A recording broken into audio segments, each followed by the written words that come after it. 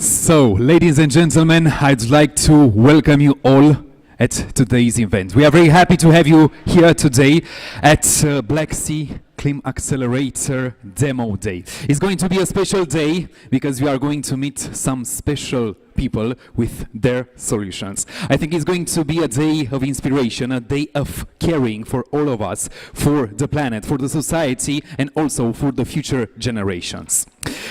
Yes, I'm very happy because, as I said, we are going to meet the people today who are shaping a better future for all of us. And we are going to talk about one of the main subjects in our generation. And this is environmental responsibility. My name is Alex Greco. I'm going to be your host today. I'm very happy to be here. I'm a radio host at one of the national radio stations in Romania, Europa FM. I'm also a voiceover, but more important, I'm a father. And I'm telling you this because I always used to be a fan of the environment and of protecting the environment. But since I became a father, I must admit that even more I care about this subject because I think that one of the biggest legacies that we can leave behind is a safe environment for the future generations. So I really admire your activity and I'm looking forward to learn everything that you have prepared for us today. So the lovely occasion, as you know, that brought us here today is the Black Sea ClimAccelerator, and I want to tell you a few information about the ones who are supporting this day. It is supported by EIT Climate Kick, and it is a program organized by Impact Hub Bucharest with Raiffeisen Bank Romania and OMV Petrom as main partners, Microsoft as sponsor, Graffiti Plus as creative consulting partner, and Ziarul Financiar as media partner, along with Innovation Starter as co-organizer in Bulgaria. So yes, today we will be putting on the spotlight 15 local startups from Black Sea ClimAccelerator program and their innovative solutions. We are very happy and we are looking forward to everything that we are going to learn and also to learn about their progress and what they have made throughout this past months. We are also looking forward on today's dose of courage provided by our guests today, and also who will share their views on the eco-innovation and the green initiatives that they are supporting. But before we will begin, I would like to tell you a few words about today's agenda and also introduce our first guest. So basically we'll be starting today with a welcome session from the organizers who will share an overview of the Black Sea ClimAccelerator program and talk about what's driving them to support climate solutions and make a difference for all of us. After that, we will continue with a panel of the ecosystem supporting green startups. Then we will have a keynote session during which we will learn from Raiffeisen Bank Romania, one of the main partners of the program, more about their motivation and supporting the local green ecosystem. Next, we'll get to know the 6 startups from the stage 2, the MVP, in the program and discover their products and their solutions in the pitching session. After that, moving on, we will continue with some short interviews on the live streaming. With those who are here, we will take a short coffee break. And then we will have a keynote speech from OMV Petrom, one of the main partners of the program, and the other 9 startups from stage 3. Growth will present their businesses. We will conclude the evening with a few insights, learnings and conclusions about the program. So this is basically today's agenda, and before we start I want to direct your attention to the beautiful decorations on the seats. I think you have already discovered them. Yes, why are we telling you this? Because December is the month when everyone is thinking about the Christmas tree, hopefully a green alternative to the traditional tree. So we decided to show our appreciation and also a more interesting, let's say, view of this for the green startup ecosystem with these decorations. They're all made with sustainable elements. This is very important, and we wish they bring some joy to your house for the holiday season. For every decoration, by the way, you will plant a tree basically in your name. So You will also notice that there is a short message that accompanies the decoration. Look on both sides, and there you can find the QR codes which will direct you to the website where you can check the agenda at any time and find a short description of all the startups present on today's event. So yes, now having in mind that we have learned everything about the agenda, having in mind that we have learned everything that we are going to learn today, I would like to start with a few words from the organizers and EIT Climate Kick representative. So I would like to firstly invite on the stage Mr. Daniel Matei. He is business development manager at Impact Hub Bucharest. Dani, thank you very much for being here with us and also for all your hard work. Our colleague, I think, will help us with a chair. And of course, we should welcome Dani with a round of applause, guys. Thank you so much.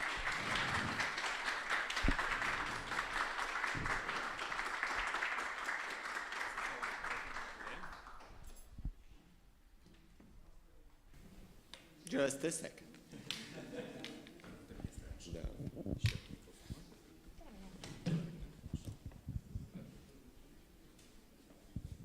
Hello, everyone. Yes, I do have a few notes as well, just to remind me what I wanted to talk to you about today. It's the second time that I have the honor of opening the demo day of Black Sea ClimAccelerator.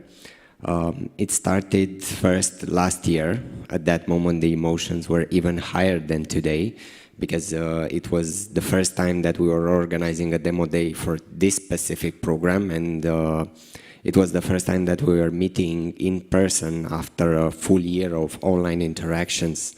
The startups that attended the Black Sea ClimAccelerator in 2021. This program, Black Sea ClimAccelerator, is basically at the intersection of our mission as Impact Hub to support initiatives that are having a positive impact in society and the worldwide goal of limiting the global warming to just 1.5 degrees.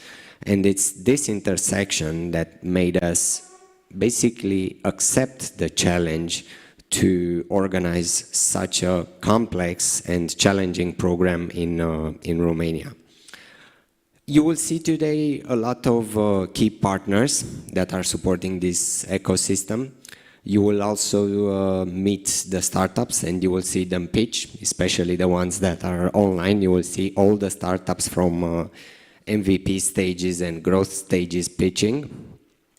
But there are two groups of people that you will not see today on stage, and I want to give them a warm round of applause. And it's the team of organizers.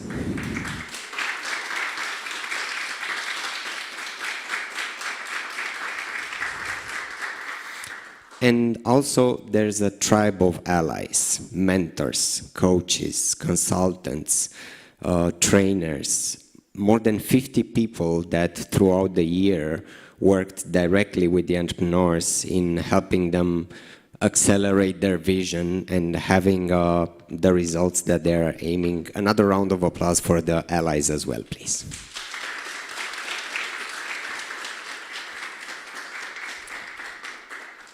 Now, I know it might not sound very optimistic, but it's very true that the Romanian green ecosystem, it's not by far the most developed one in Europe.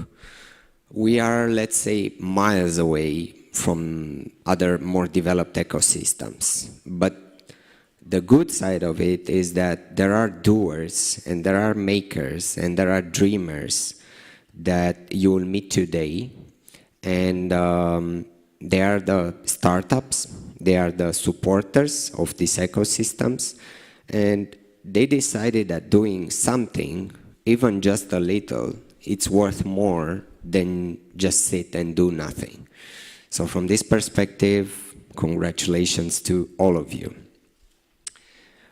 This demo day, although it might sound like the end, it's not at the end. It's just a milestone in a journey that we all together are part of in trying to help green startups ideate, validate, grow, and scale the ideas that drive them forward. And while most of you people in this room right now are part of this ecosystem, this message is especially for the ones that are looking at us in the online environment. Make your 2023 count. Be a participant, be a mentor. Why not partner with such an initiative?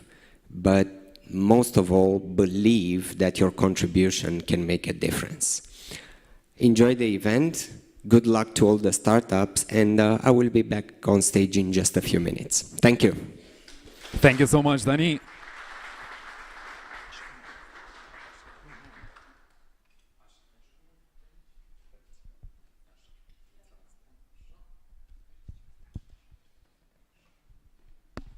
So now I'm going to come back on the stage. Danny, thank you so much for your work. Thank you so much for your contribution, and also thanks to everybody for the reason that we are here today. I like a lot the thoughts that Danny left us with. Make 2023 count and have the courage to believe. And I think this is very, very important. Now, moving on to our next guest. This time he's going to be online. With us it's Morten Sorensen, Strategic Programs Orchestrator at Climate Kick, who will tell us a few words about EIT Climate Kick and their activity. So now, I'm going to move a bit from the stage. Morten is here with us. Hello, and thank you very much for being with us today. Hello, everyone. Thank you very much, Alex. I hope you can all hear me. So we are very happy to be part of this demo day. And first of all, thank you very much for to the organizer and to the co-organizer as well, partners and sponsors. EIT Climate Kick is the European largest public-private partnership, and we are addressing climate change through innovation to build net zero carbon economy and society. And we do this with trusted partners. We do this in different ways, and what you are experiencing today with the Black Sea Climate Accelerator, this is one of the ways that we are working. The Black Sea Climate Accelerator is part of our EIT Climate Accelerator program, where we have 4 different theme-based and 4 different place-based consortiums and programs across Europe. We are in 2022 supporting more than 250 innovative and climate impactful startups across Europe. I want to say congratulations also to the startups that we are going to hear later. You've been part of a program, but you have also been part of a very difficult selection process, and you have been scrutinized by experts that have deemed you ready to be part of solving some of the climate change and climate crisis that we experience. So I'm looking very much forward to hear some very excellent pitches later today.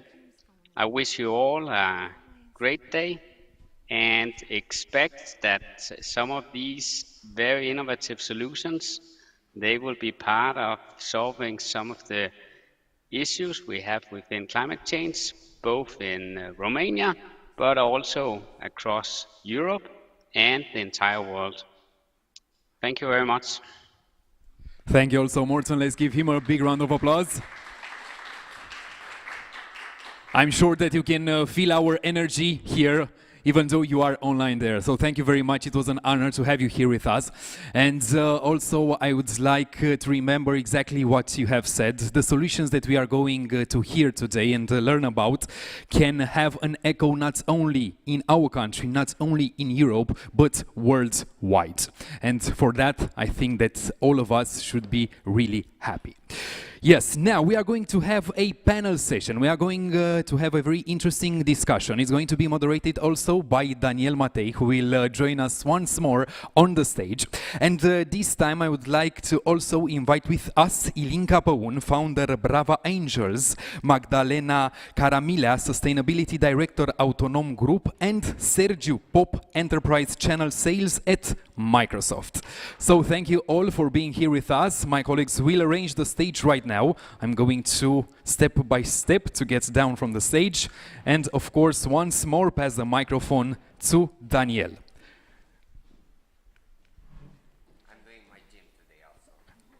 The training part also. So it's perfect. Thank you very much. You can join Dani. Ilinka is going to come also. I saw Ilinka. She's somewhere here. And now I'm on. Thank you. And some extra microphones for my guests, please.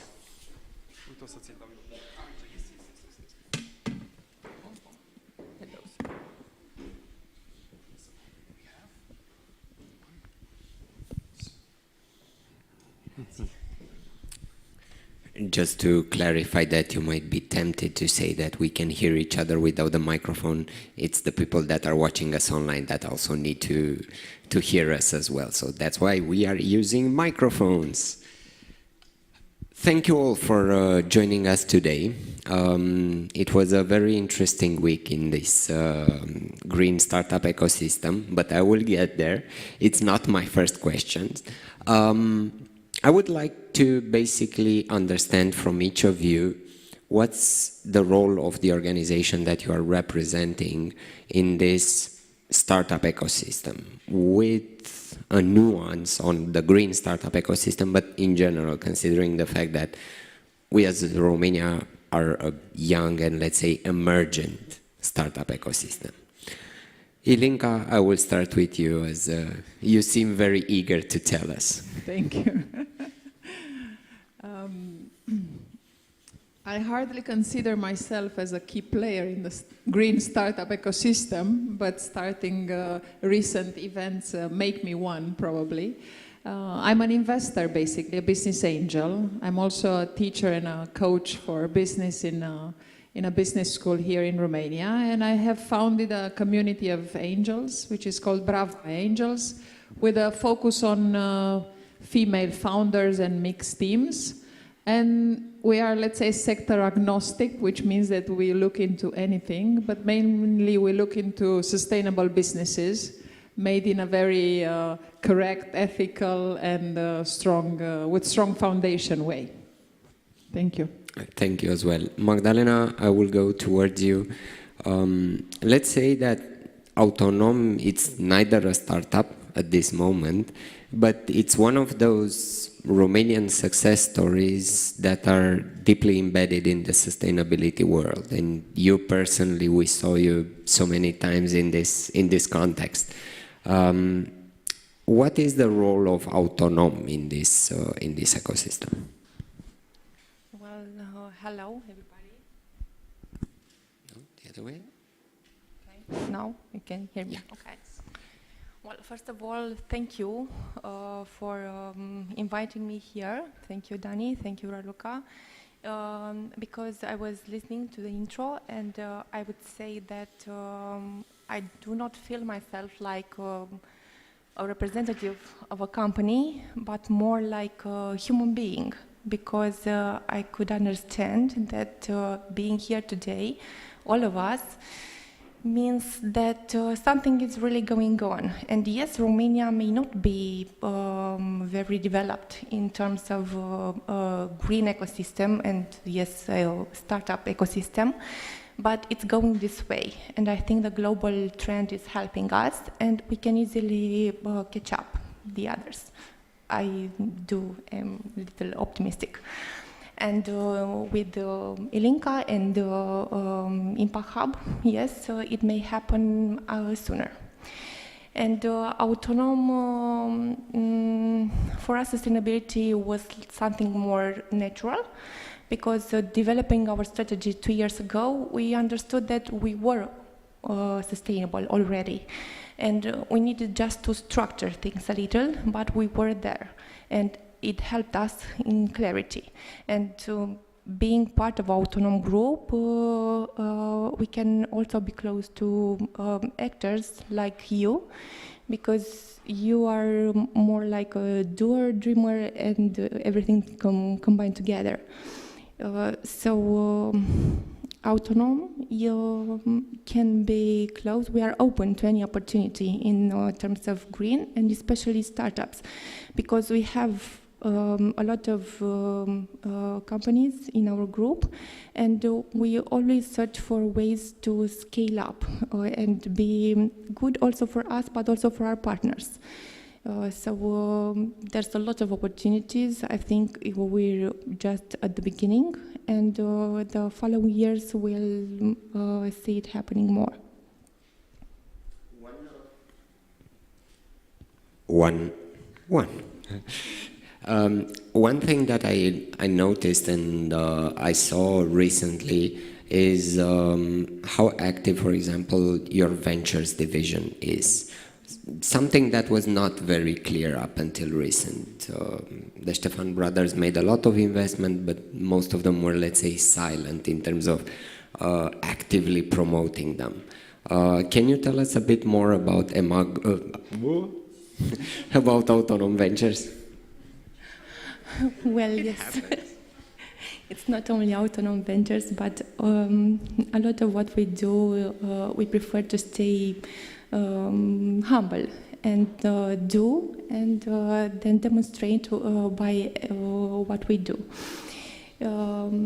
We have a large scale of investment indeed in Autonom Ventures. ImpaHub is one of them, but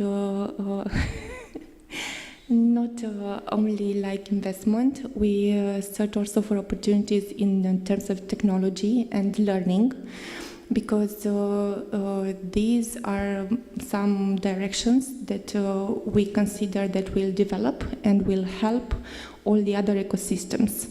So we kind of direct invest, and also we have indirect investments also. Thank you very much. Ilinka, we had Morten earlier as a representative of the EIT ecosystem, and for the ones that don't know, EIT is the European Institute for Innovation and Technology. One of the key European priorities in terms of entrepreneurship and what they will support in the following years is reducing the gap in terms of diversity. What made you, as an individual, choose this path as well and say, I want to reduce the gap towards investing in startups? Anger. Probably frustration mainly, and all these drivers that get us up and act upon a problem that we see. I am, let's say, in business for many, many years, and I've seen this, how success looks, but I also have seen some, let's say, judgments and biases. And in the investment world, which is dominated by male, these biases are very big. And also, I think there's a big lack of understanding, awareness, and education when it comes to how can female entrepreneurs access more funding. The gap is huge in the sense there are only 5% European level that are funded when it comes to female. And of course, it's a matter of them to be more courageous and have more innovative products, but it's also a matter of VC and business angels understanding their psychologies when it comes to assessing somebody pitching for money to grow a startup in a very accelerated way.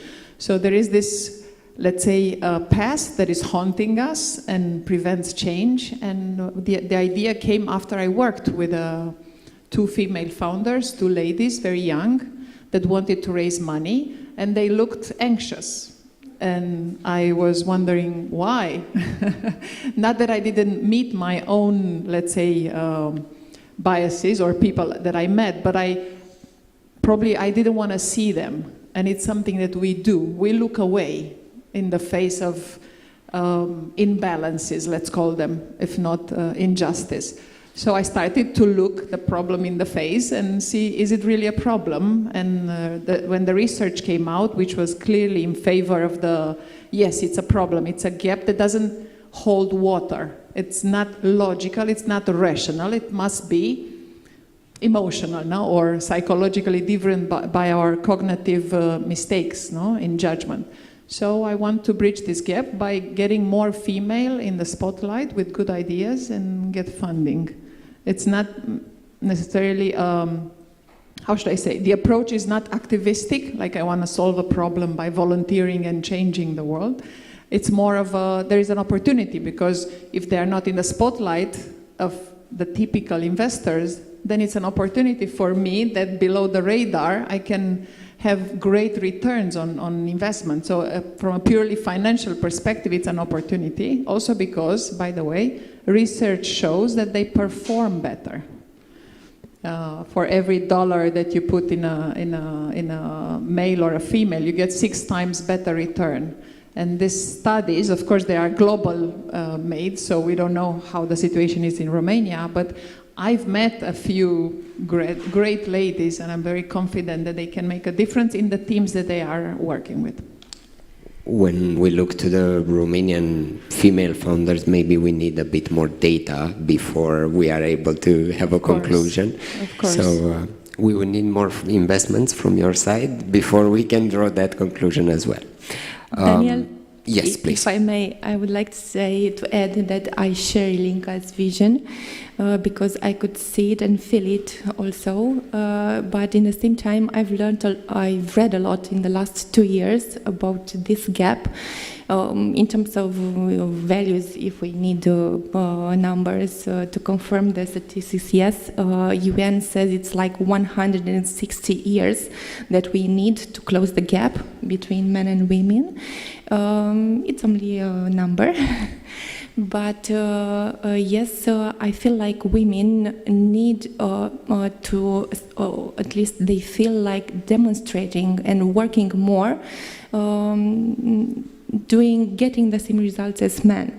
And besides anger and frustration, I think we should stop doing it, because we do not need to take advantage of this interracial trend. We can be same well and perform the same.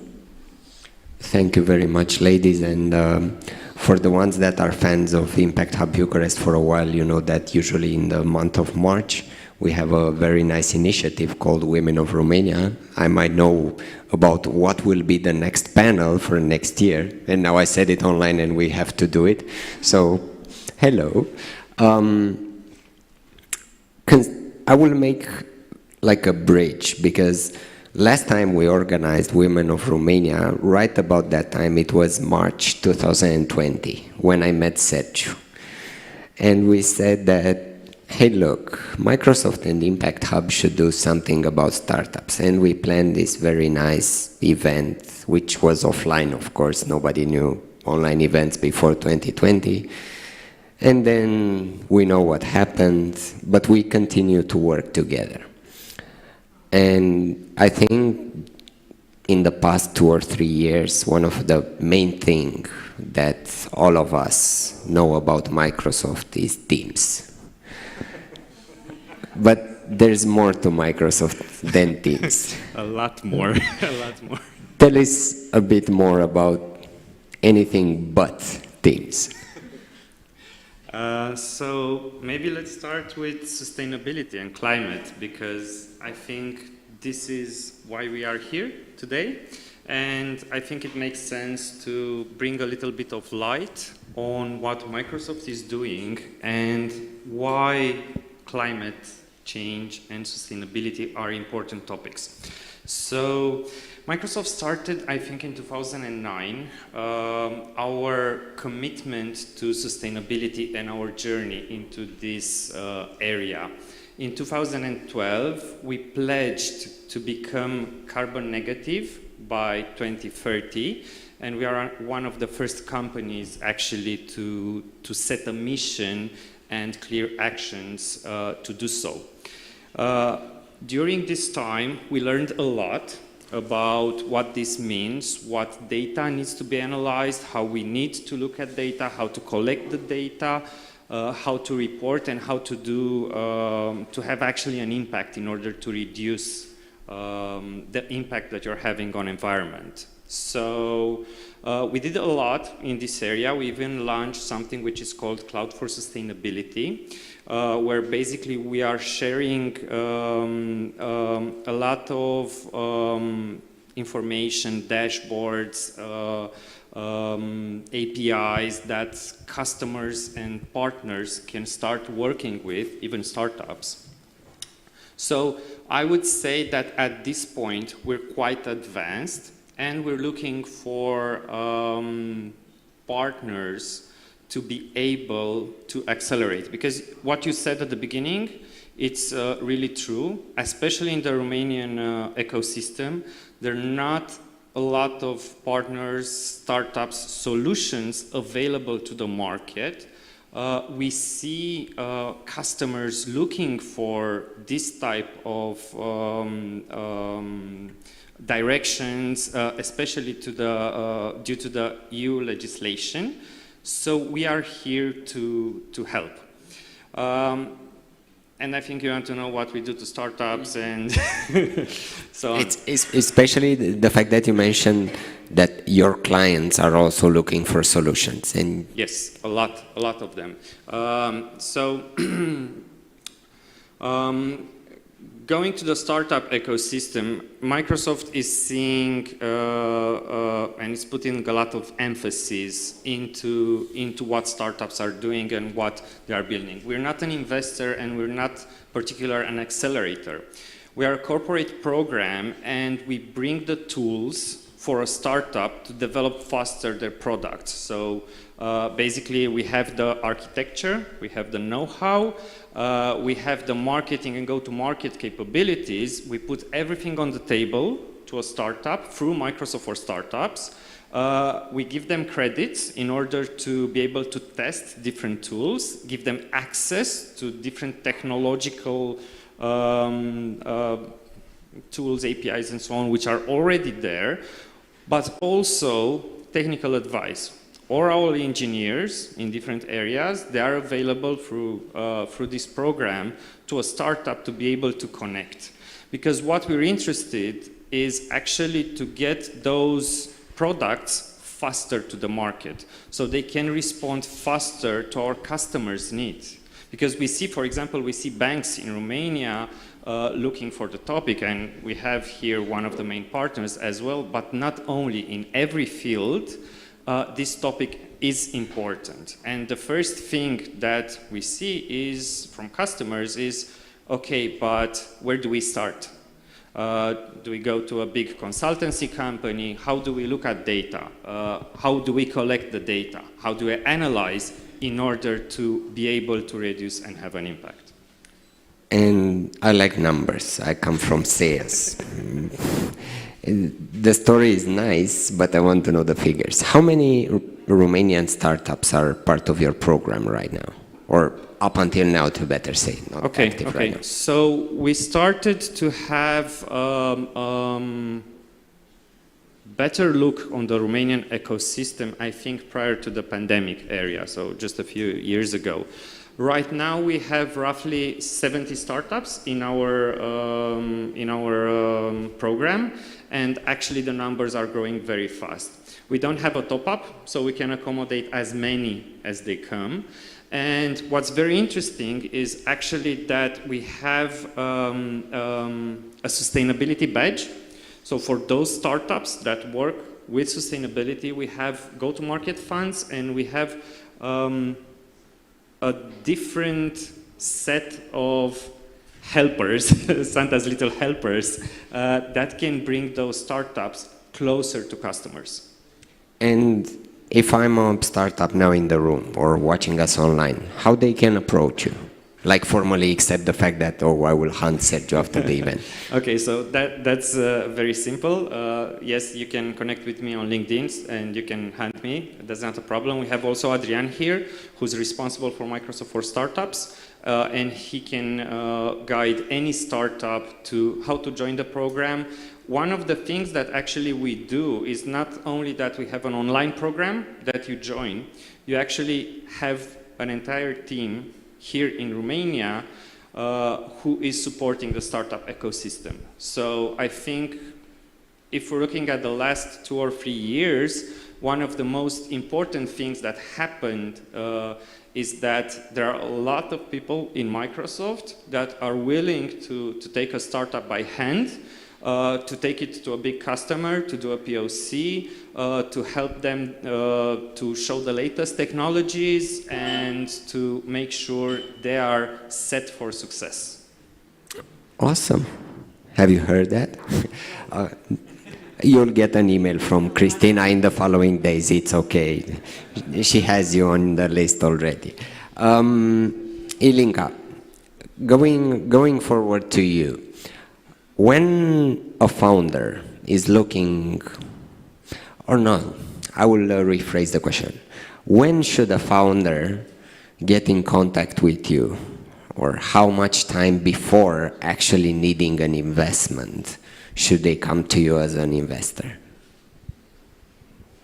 Our approach is a bit different than the typical investors, which means we allocate time to clarify things with the founder, and she or he or the team doesn't have to have all the answers right away. But I'm looking for specific elements which have to be possible in the startup. Of course, one is scalability, because this is the bread of our business. It has to be able to accelerate, expand fast, of course, return on the money on investment, and have some kind of a proven concept of the product. Did they talk to a certain number of people? Did they launch a landing page? Did they check that the product can be built? Do they have a CTO or a technical partner that can join the team in case they get the money? So I want to see a plan, and we like to get in as early as possible, because we like to get involved, which means as business angels we help. It's smart money, not just money. We also like to bring strategic partners alongside, which means some kind of a more developed, let's say, company with an investment arm that can come and invest and maybe have a possible, let's say, acquisition later on in mind, and help the business get to markets faster. So in terms of when, I think I answered the question. In terms of how, many young people especially, they want to have the chance to talk, and can we have a chat? Can we meet? Let's meet for a coffee. And it's difficult to meet with so many people.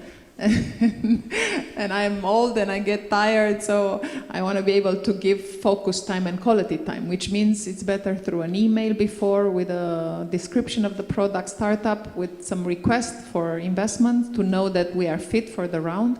And then and there is also an apply button on our website, which says apply for investment. And it's always a warm intro helps, because it gets me faster in contact with the person. Cool, thank you very much. I want to go a bit further and to understand, if you are in the, let's say, B2B spectrum of a startup and you want to approach a company, and maybe you don't have prior sales experience to understand the bits and pieces of how to approach a company, what do you think would be a good solution in approaching a company, be it Romanian international, as future clients? Yes, for you is the question. Okay. I was thinking that this year too, it was a huge opportunity for us and for me also to meet a lot of companies in this green label ecosystem, I would say, even startups. And yes, they are eager to meet and tell you about what they are doing or planning or dreaming. For us, we already kind of know where we are because we developed our strategy and also our sustainability strategy. It's public, it's our own website. And it was a nice surprise to see that everybody that approached us already knew about it and read our sustainability strategy and our sustainability report. And they were offering solutions because this is what a company needs. When they know their status, they look for solutions and also for opportunities to grow. And there's a big gap. We know where we are, we know where we want to be in the next 10 years. And there's a lot of opportunities because we are searching for other ways to replace the traditional Excel system and everything. And there's, I can see a lot of potential in terms of artificial intelligence and business development solutions that can help us, I don't know, for example, our main KPI that we follow in terms of sustainability is the CO2 emissions. And it would be really interesting for us to see, let's say, ongoing status for CO2 emissions. That would be easier for the sales team to know what cars to promote to our clients and to see where we are in terms of our objective. And there's only one example. For us, like us, there for sure are other companies that are looking for solutions. And yeah.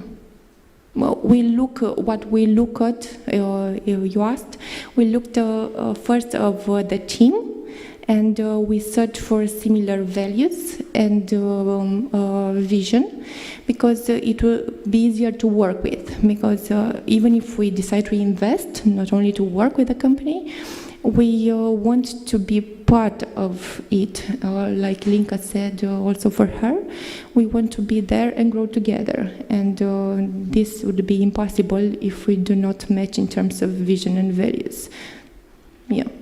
So besides the classical business plan and everything, like numbers, we do like to know the team and to share their vision. And one thing that I was telling Sergio earlier about the story is nice, but let's talk about the figures. I will switch it a little bit, because at the beginning of this week there was one headline that actually was, let's say, the first validation of the fact that this program is doing something good for the green startup ecosystem in Romania, meaning a new investment announced in a Romanian green startup. And it's been basically years since that happened. Last time it was, there were Arcreate and Ecotri, who took investments in 2020 and 2021, if I'm not mistaken. It was also Florin from Bluana that took investments this year, but he took it from international investors, not Romanian ones. So I want to deepen a little bit on this, I call it hot topic of the week, the fact that Brava Angels and Autonom invested in Charger.ro. Ilinka, what made you choose Charger.ro out of all the startups that you have right now in your pipeline?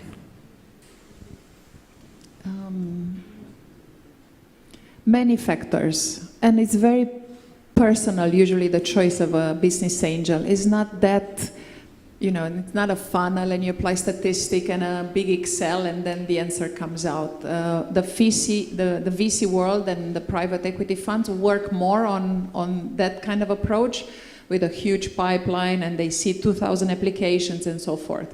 As a business angel, I think, as I approach things, I look for them. It's more of a, I headhunt them. And in this case, it was the combination of the trend, which is very important. It's not yet established in Romania, but we are there. It's a no turning point. There's no way back. And as an investor, you must be a believer. You must be ahead of times. If you're too late, then the return will be lower. So you need to make some kind of a bet. So I do bet on this green field. It was also a combination of the fact that the team had a female founder which approached me, and I liked her very much. And of course, the level of education that she has and the participation in all the programs and incubators and her background as a, let's say, business education impressed me. And I like to see that the entrepreneur learns. They don't need to have the answers, but to be able to get to the answers. So learning is a big assessment for me. Also being a professor and a coach, I have this profile of looking at how much they learn and how. And also the fact that there was a team of architects behind the product, which made me realize that if the product needs technical background, especially from architects certified in green solutions, then the product has an IP, no, an intellectual property, which is there already. They don't need to pay for it or get it outside, which is sometimes hard to do. So it was inside the business built from the first. So these were the main criterias, and it was a quick decision on my behalf to work with her, work with the team, invest myself, and also gather co-investment around. And luckily, I got in touch with Autonom, with the team there assessing the investment, and I saw the synergies between what they do and Autonom Group. So that was my call. Basically, you made my next question very easy. I'm helping you, Dan. I know, here. thank you very teamwork. much. That's what the investors are doing with their startups. They are helping them even when they are on stage. Now moving to our next investor, Magdalena. What was it for you that attracted and said, okay, we want to co-invest, and not just co-invest, but actually lead this round for Charger? Yeah, Ilinka made it easier. For us too, I think it was love at first sight when we met Yulia and Ilinka the first time. Because we could see a lot of similarity between our businesses. They are an integrator of green solutions, and we consider us to be also an integrator of mobility solutions. And due to our sustainability strategy, it was quite easier to see the connection, because we need this for our future. They also need it for their future. And we met the team, and we already worked together on a project that we will soon think of it publicly. So it was easy. And the team was ambitious, and they had great potential. They had also experience, and I personally loved the fact that they have an architect background, because I could see like everything around green is like art. There's a lot of potential for artistic solutions, I would say, because we need a lot of imagination and creativity to develop something that hasn't been done before. Thank you very much. And continuing on this note, I will get back to Sergio. You didn't invest in Charger, or not publicly, as we know. No. No, but we can do something smarter. What I know, on the other hand, is that there are a lot of cool success stories in the Microsoft for Startups world. Can you share a bit about them, and to whom should we go and ask, hey, look, I've heard you've been in this program. What was it cool for you there? Okay, so there are a few things that we can bring as a value to startups. And I think one of the most important things is that we can co-sell their solution. So when a startup is building their technology, we validate it. We make sure that they use the right tools, the right services, that it's resilient, it's secure, because those are very important. We have some ways to check that, especially for those solutions that own their own IP.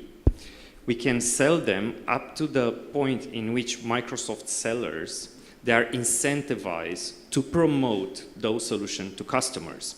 So what we see happening right now is our team is going to their customers and they're asking, hey, what are you using for, I don't know, for marketing? What are you using for HR as a solution? What solution do you need for sustainability? Is this a topic relevant to you? We have these partners that already built a solution, a software as a service solution, or however is that developed. Do you want to see them? So they actually open doors to enterprise customers in Romania and at a global scale to startups. From the success stories, I would say that going even further, right now, as we speak, we pilot around 10 solutions into different customers in Romania, and I'm talking here about public hospitals or different other type of commercial customers, big customer, where Microsoft is investing, it's supporting the cost of that pilot in order for the customer to understand, to see the innovation and to accelerate the digitalization, because it's a lot of need for that right now.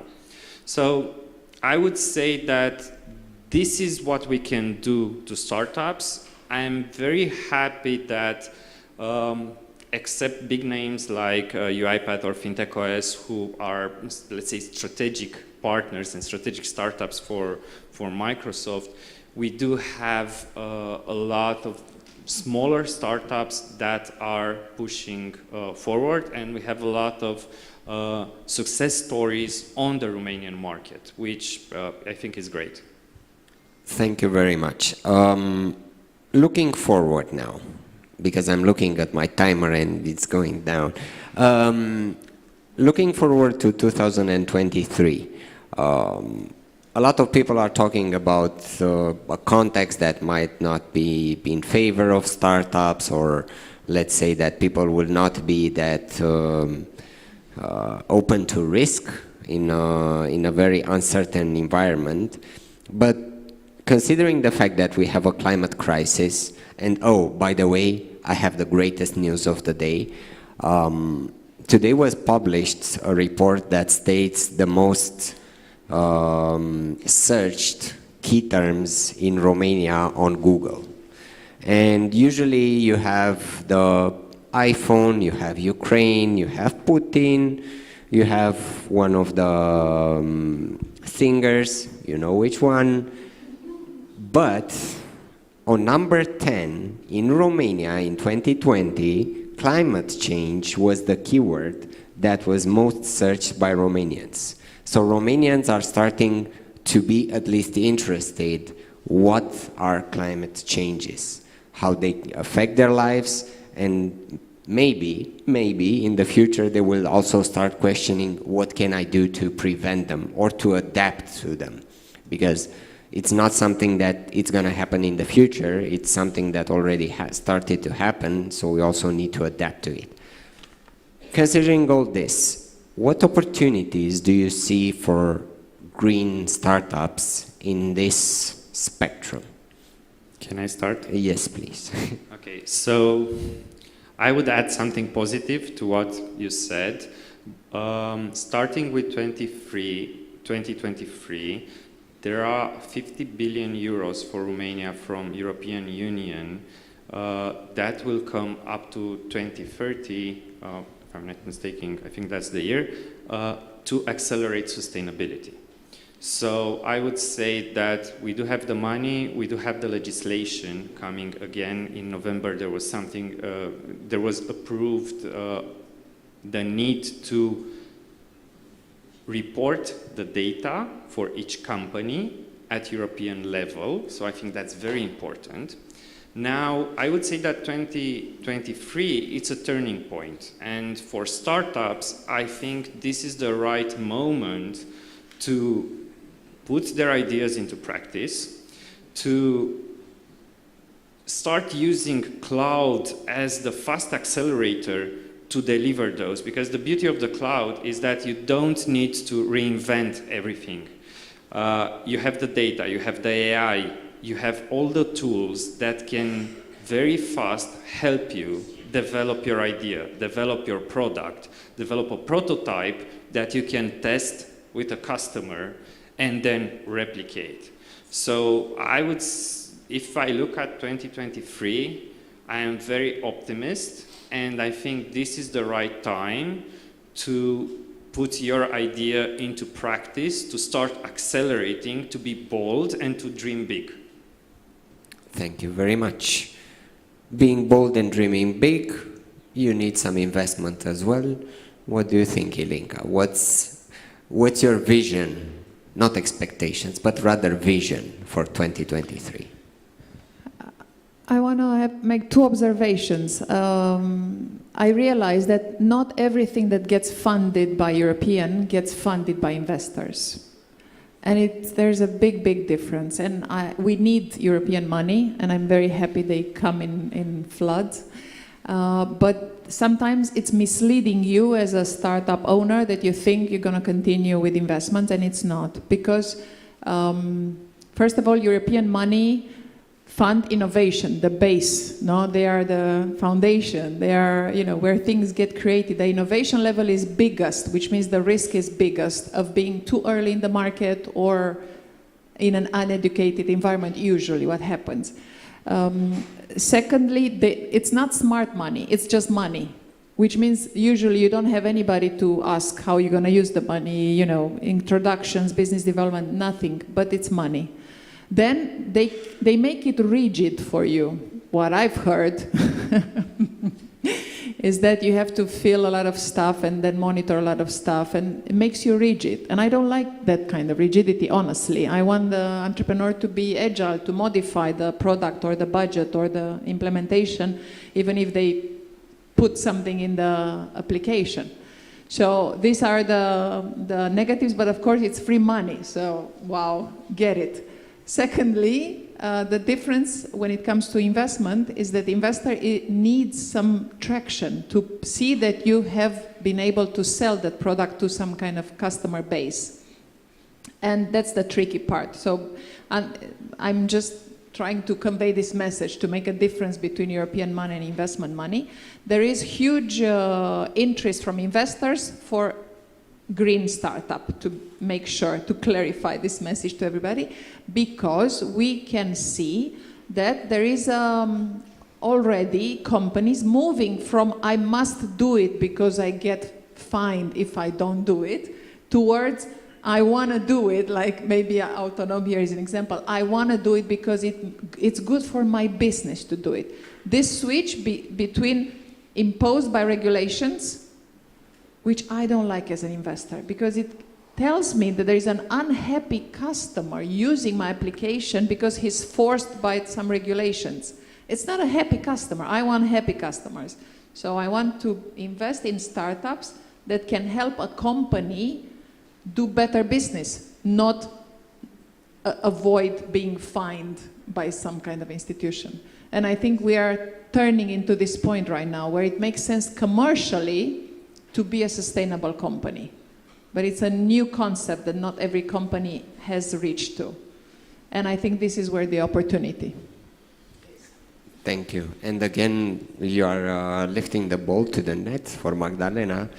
How is it that you're switching, or basically you weren't even yet obliged by the regulations, but you decided on your own, and you said, we want to do it either way. Yes, regulations will come, and yes, they will affect you as well. But you took the decision, like internally, we want to be ahead of the curve.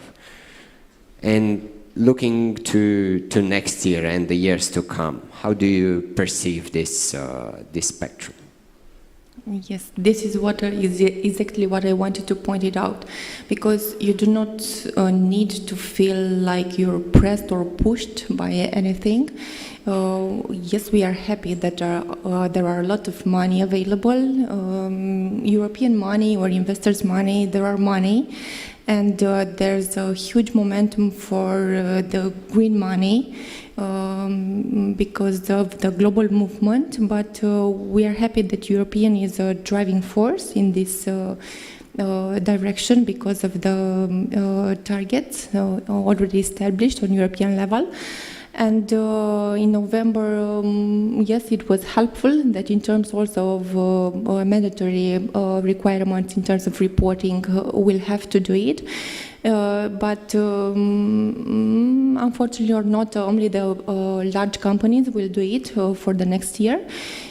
We are there because we wanted to be there, because we wanted to practice, and it would be also good for us, and it's an advice for everybody to do it ahead of time, so not wait to be obliged to do it, because you also learn a lot from the process itself.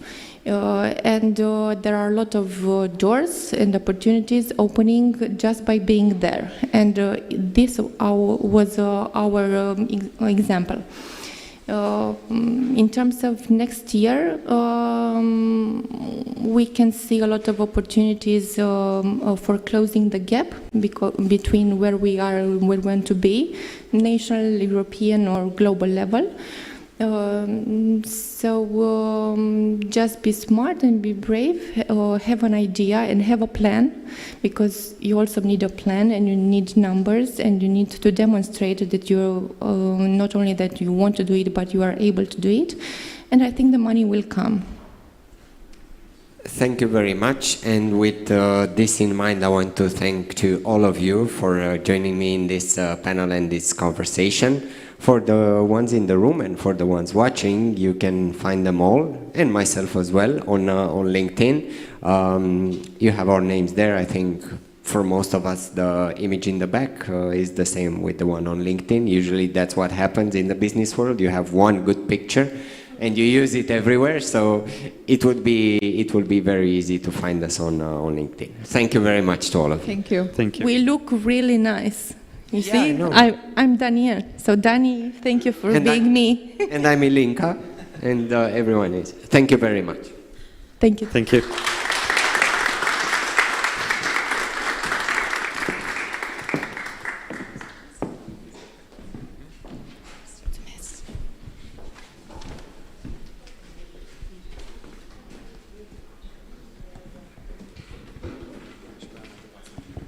Basically, I'm the new Alex Greco. I'm presenting a lot of this part of this event. I can't help myself. I'm going to join you just for a bit so that I can arrange the seating for our next guest. Yes. Which you will have the honor to introduce, right? Yes, Perfect. thank you very much. Because my next guest comes with a story. And it's a story that I've been telling a few times now, but it's a very personal story. We first started the conversations with EIT Climate Cake back in 2020 about organizing and bringing to Romania the brand of ClimAccelerator, which is an international program. And they said, okay, we can support you. We have EIT funds that can support the grants for the startups, and they can support part of the cost of organizing such a program. But it's gotta be more. We want to see that your local ecosystem is ready for such a program, and that you can prove you will find other partners as well that in the long term are willing to support such an initiative. It cannot be just you using European funds money, to continue the analogy.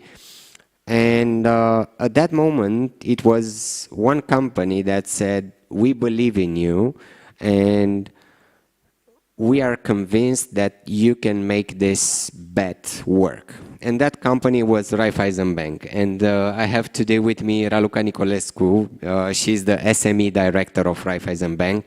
Please give her a warm welcome.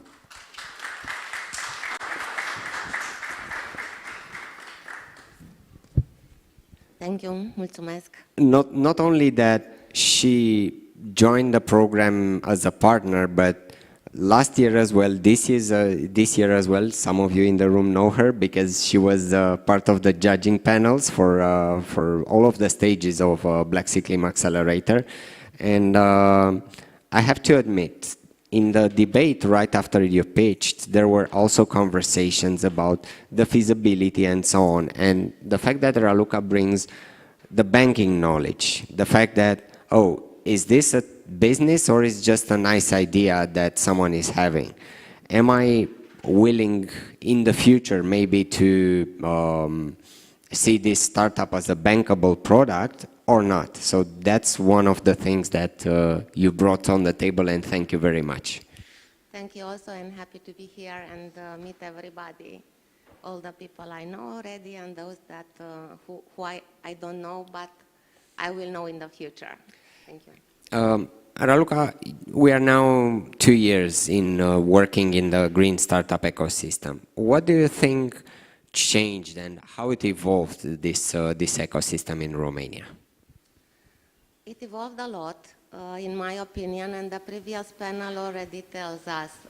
We had a technology giant, we had a business angel, we had a large corporate, we have EIT, we have you.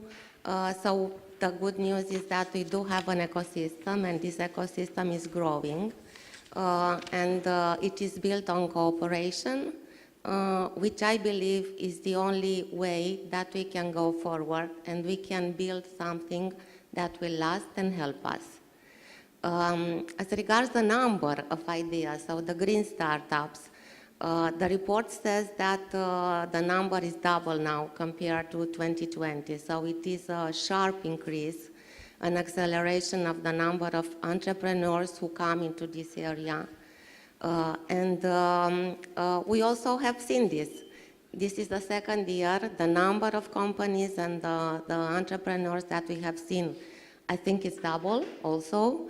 And also the quality and the domains that are now and we have assessed and we have seen. So it's growing.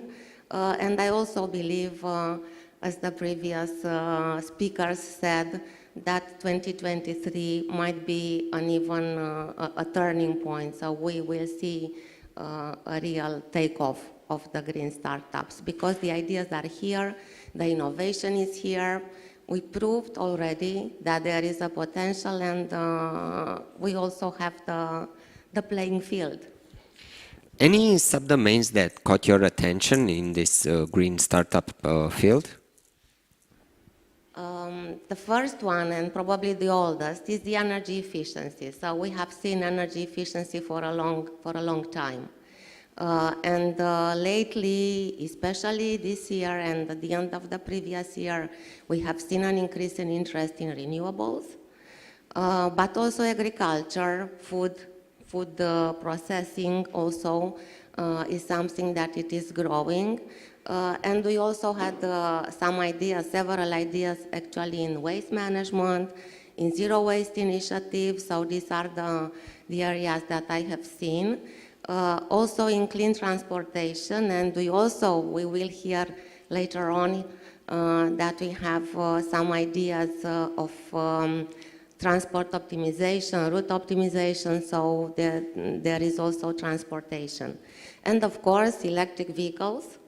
And I hope that we will see more in the next years as regards the infrastructures for the electric vehicles, because this is something that probably will offer great opportunities, as well as retrofitting in combination with renewables. So there are also incipient stages, as it is also circular economy. But I think that they will pick up in the next year probably. I know you both from ClimAccelerator and from other initiatives of Raiffeisen Bank as well.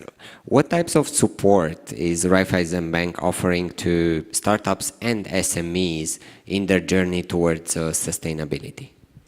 First of all, we are a bank, So we are offering and we are present in sustainable finance. Actually, this year we are the largest issuer of sustainable bonds, green and sustainability, social also, and there are also other banks. And what is important in this sustainable finance is that 5 years ago, it was close to zero. Now, at the global level, it is more than 1 trillion. In Romania, also several billions. And all this sustainable debt is channeled to the businesses, to the private individuals in sustainable projects. So we are supporting the economy with sustainable finance. But not only this, because it is important to also bring security, to also bring support, and to meet all the needs that the companies, especially startups, need in the first stages. We do have programs. The first one is Factory. We have now, this year is the 5th year of the program. And in addition to the financing, we are bringing education, mentorship, promotion, free promotion, so we promote our clients. And we already have more than 150 entrepreneurs educated, more than 300 financed, and we have just launched a scale-up program, so to support those ideas that are to be accelerated and to develop, to scale up, again with mentorship, with a strategy, with a plan, a clear plan, so basically the support. We are also present in the agriculture. We are well known, we are a school of banking for the agriculture segment, and there we have some partners also with the same interest as us. As I said, strategic alliances, and alliances represent the backbone of this area. And we are present in 2 programs. One is business administration for farmers. The other one is for sustainable agriculture. And together with our partners and those who are trained, we learn together how to take care of people, planet, and profit. And also the group has a program to support the fintechs, those financial technology ideas that can bring also sustainability. And these are only some programs, but they are the most important one, at least, or especially for the startup stages. Thank you very much. And you mentioned the startups, and I'm pretty sure we have a lot of startups very eager to pitch today. And the startups from the MVP stage will actually start to pitch and to present their solutions right after us. So I was curious if you have any message from them, an encouragement. I can have many, but I will say to be bold and be passionate, because in the end, business is hard work. And you are not alone. I think that I said this also last year, and it is true, and it's more true this year. There are programs, European programs, local programs. There are mentors, business angels eager to support. You only have to be to take care and to pay attention to what is happening around, as it is important to pay attention to what is happening to your clients, because whatever you build for the clients, and everything is changing fast. Do have a right business plan, take care of the costs, of the profit, but first of all, believe in you, and ask for any help, because you will obtain. Thank you very much, Raluca. It was a pleasure to have you together with us on stage. I will now look above my shoulder for Alex to take over from us. So guys, let's give them a big round of applause. And thank you so much, Dani. First of all, our beautiful colleagues will help us clear the stage, because now we are going to get at the part that we are all been waiting for. Dani, as always, you are such a great host. It's great to listen to you, and it's great to participate at the discussions moderated by you. Now, ladies and gentlemen, as I said, it's the moment that we are been waiting for. We are going to meet the 15 startups in Black Sea ClimAccelerator and also their solutions. So before we start the session, just a brief reminder: each startup will have exactly 4 minutes to support its pitch. In case you will overpass this time, I'm going to tell you, please jump to the conclusion, or your time is up, so then you are going to jump at the conclusion. We are going to let you have, let's say, another 13 seconds, just in case you are going to need more time, but please not more. And I will also invite everybody who is with us online. Thank you so much for being here. We are very happy to have you, and also we hope that the messages that we are spreading today can be productive for everybody. So yes, please leave comments at the Impact Hub Bucharest pages, and if you want to connect with the startups, because this is also a very important subject, please follow the link which is going to be displayed or on the screen, or is going to be left on the comments section, and complete a form, and then our team will take over, and you can get in touch with everybody. So now I think it's time to start the pitching session at Black Sea ClimAccelerator Demo Day. But please, with a round of applause from you, let's feel some energy. Yes, this is it, guys. We are going to have a show, but it's going to be a pitching show. So our first startup who is ready to come with us on the stage is called Cruz. Hoppa, I would like to invite Luca Stirbăț, co-founder Cruz. Let's give it up. Great start. Luca, this is being in control. Very well done. Perfect. So the stage is yours, starting from now. Thank you, Alex. Hi, everyone. My name is Luca, and I'm tired. I'm tired of sitting for hours in traffic, just like getting angry behind the wheel and wasting gas.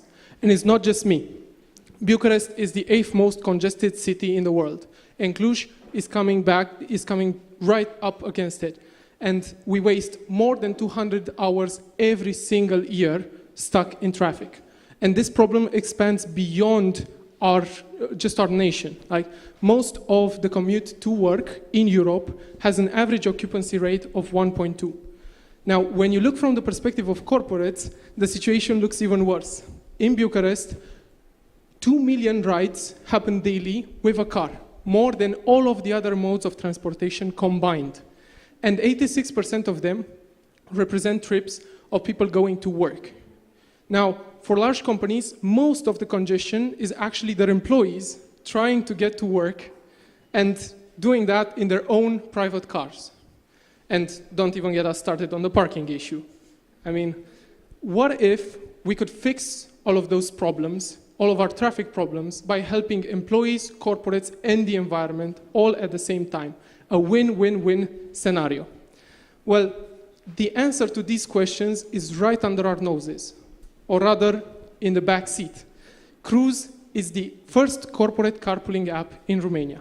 With our app, employees from large companies can find colleagues who have similar routes, who they can share a car with to get to and from work.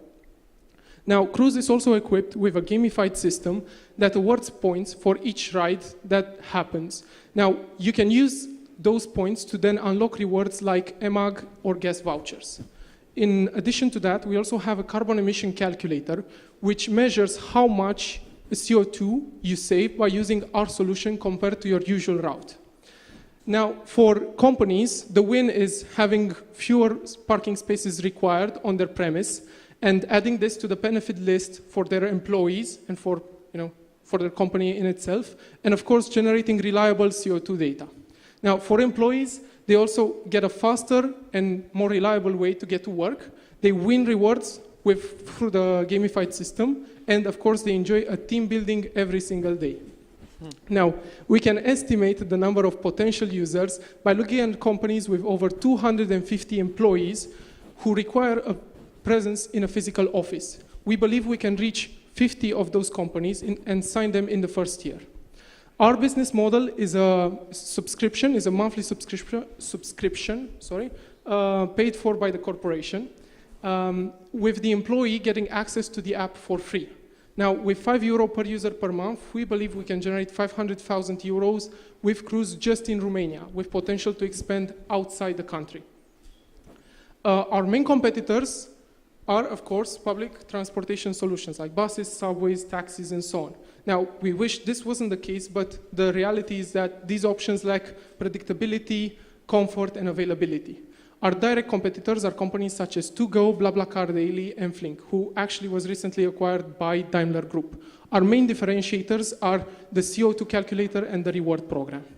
Now, for companies with over 5,000 employees who manage to convert 33% of them, they can save up to 692 tons of CO2 every single year, the equivalent of 30,000 euros. This way, Cruise pays for itself and then some. Our team, made of lovely people from both Cluj and Bucharest, who are also tired of getting stuck in traffic. And right now, we actually have the app ready. We're looking for free companies to launch free trials in the next couple of months. Thank you. Congratulations and applause to Luca.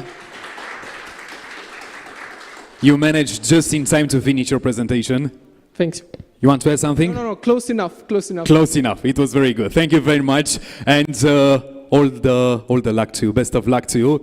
Just imagine 4 employees, 4 cars, 4 parking places, and 4 cars staying in a queue at the lights, all in one. This is a great solution. I hope that you and your team will be able to persuade everybody to use this solution, because it is a solution, and also greatly put. Imagine a team building, every day. This is something cool, and also you can catch up on all the gossips. But because hey, nobody gossips in corporate businesses. No.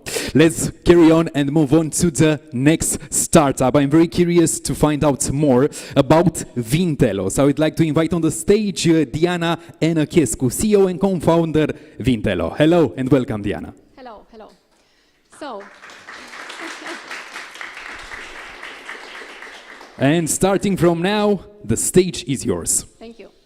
So, I am Diana Enăchescu. I represent Vintelo, who is a premium fashion resale platform. Fashion resale is a highly growing trend, especially in Western Europe and the United States of America. There are many companies, unicorn companies, that are leading the market. The second hand is not a stigma anymore. But Eastern Europe is lagging behind with just a few companies in the market. The sustainability has a growing importance in the same time. The problem that we started from is the underutilization of our wardrobe. On average, 1/3 of our wardrobe is not utilized, which leads to a cluttered wardrobe. And then if we try to monetize this surplus easily and effectively, it is a bit complicated. So that's why we have created a solution, Vintelo, a peer-to-peer resale platform for premium fashion. Basically, what we offer to our users is independent listing for the sellers, integrated shipping, secure payments, and a trusted community. The fashion resale market is a booming one. It is expected that in 5 years from now, or even by 2025, it will triple its size, and by 2030, it will be 2 times larger than the fast fashion market, and it will represent 15% of the total fashion market. This market is led in Europe by Vinted, who is present mostly in Western Europe countries. There is also Vestiaire Collective, which is on the luxury segment, and which, although not being present Although not being present in every country, they have an international shipping available, which helps on accessibility. Also on the CE, there is Remix, who has a different business model where sellers don't list independently their items. And also we have, there is some, let's say, regional players in the Western Europe, such as Depop or Rebel, who is also on luxury. So we consider that there is a strong opportunity in the CE to come up with a smart platform on this part and to grow this region and then to start attacking other markets from Europe as well. So how it works? We offer a mobile and a web application where sellers can list their items directly in the app. We approve them, and then for the buyers, they can browse and buy like from any other fashion e-commerce, and we are trying to offer a premium experience as much as possible. In terms of traction, so we launched this year officially in April, and by now we already have 5,000 euros and 5,000 registered users and 4,000 listed items, and we also have growing sales. We expect that in 3 years from now, we'll be able to have sales in the range between 1 and 2 million euros, depending on how many markets we'll be able to penetrate. And also in terms of climate impact, we consider that we have a very important mission because the fashion industry is one of the biggest polluters of the planet. And with our solution, which increases the utilizations per product, we think that by 2025, we can save 300 tons of CO2 emissions, 100 million cubical meters of water, and 40 tons of garbage. We have a large team who is working passionately on our product. We have people with business and tech experience, and we really try to bring this product forward. And also we are looking to raise money in order to be able to grow our business, to put money into our marketing efforts, into technology development, in the operational support, and in the international expansions. We are working also on, let's say, special features of this product starting next year, and we are going to need some funds to do it. So in total, we are looking for 250,000 euros. Now that's great, please. Thank you. This was Vintello, the platform for fashion resale. Let's give a round of applause for Diana. Thank you. Congratulations for the presentations and also for your mission. I think it's such a great one, having in mind that this fashion segment of the market is moving so fast that we are buying so much clothes. And basically, many times I think we are only wearing them once or twice, especially if we are a fashion influencer, who knows. But yeah, I think we need such apps that can help us. Moving on, thank you once more for being here with us, also for the ones who are online. We are going to go to the next startup. It is called the Climate Change Company. We are going to have an online pitching session. I'm going to move a bit away from the screen. And with Hello, us, everyone. Can you hear me well? Yes, we can hear you, Dennis. With us is Dennis Debbie, founder and CEO of the Climate Change Company. Dennis, all good at you? It's Yes. perfect. You can hear us. Okay, so Dennis, from these moments, we are going to start the counter and your 4 minutes, please. Perfect.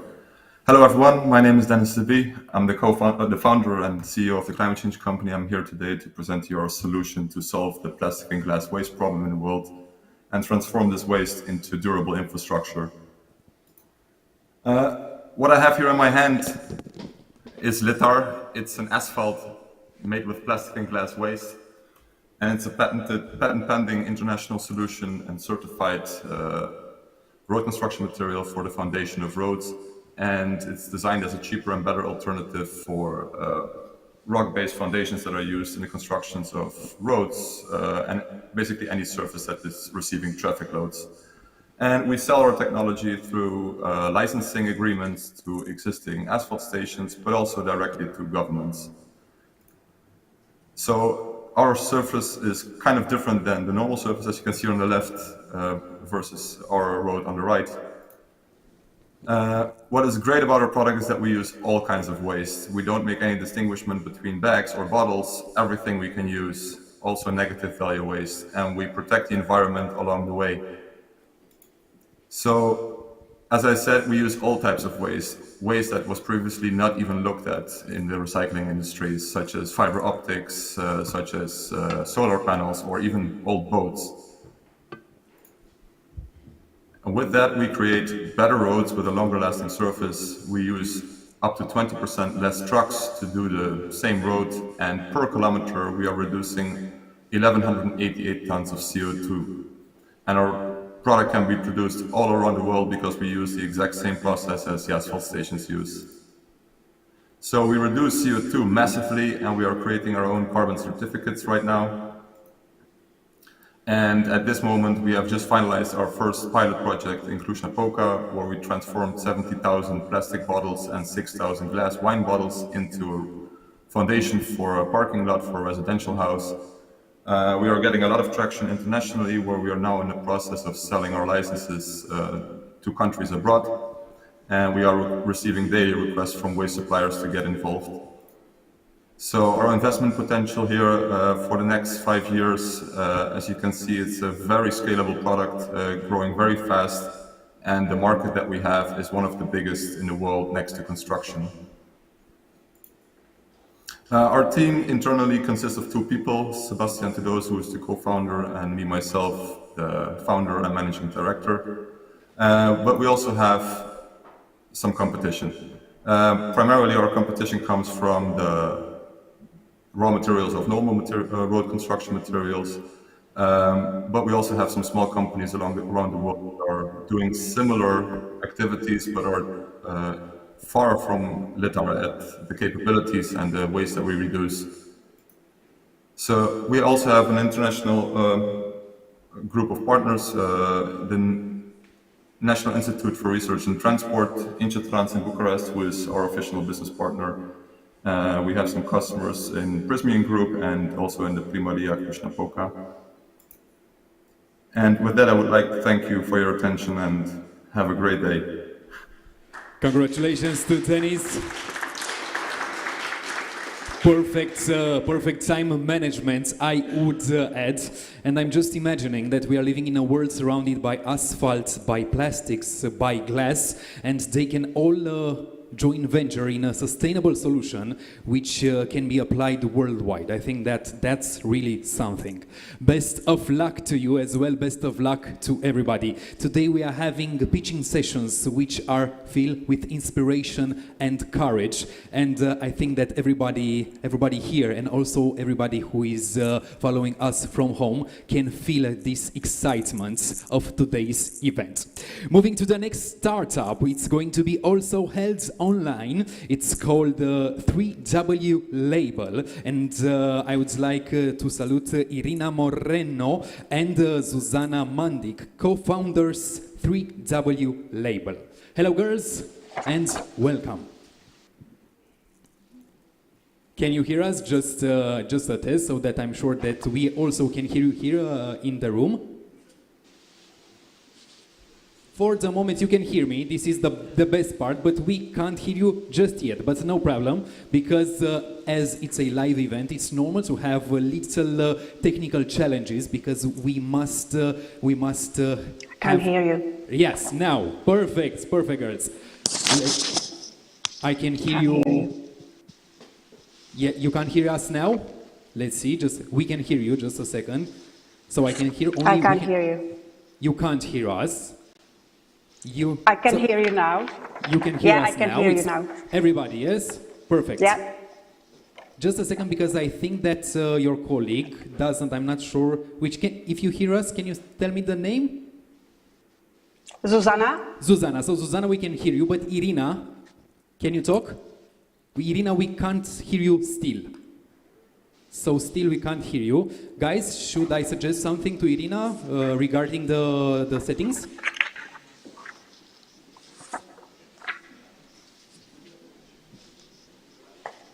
Okay, Irina, if you can see just a second the settings on your transmission, to be sure that the mic is turned on and also that the proper mic is selected.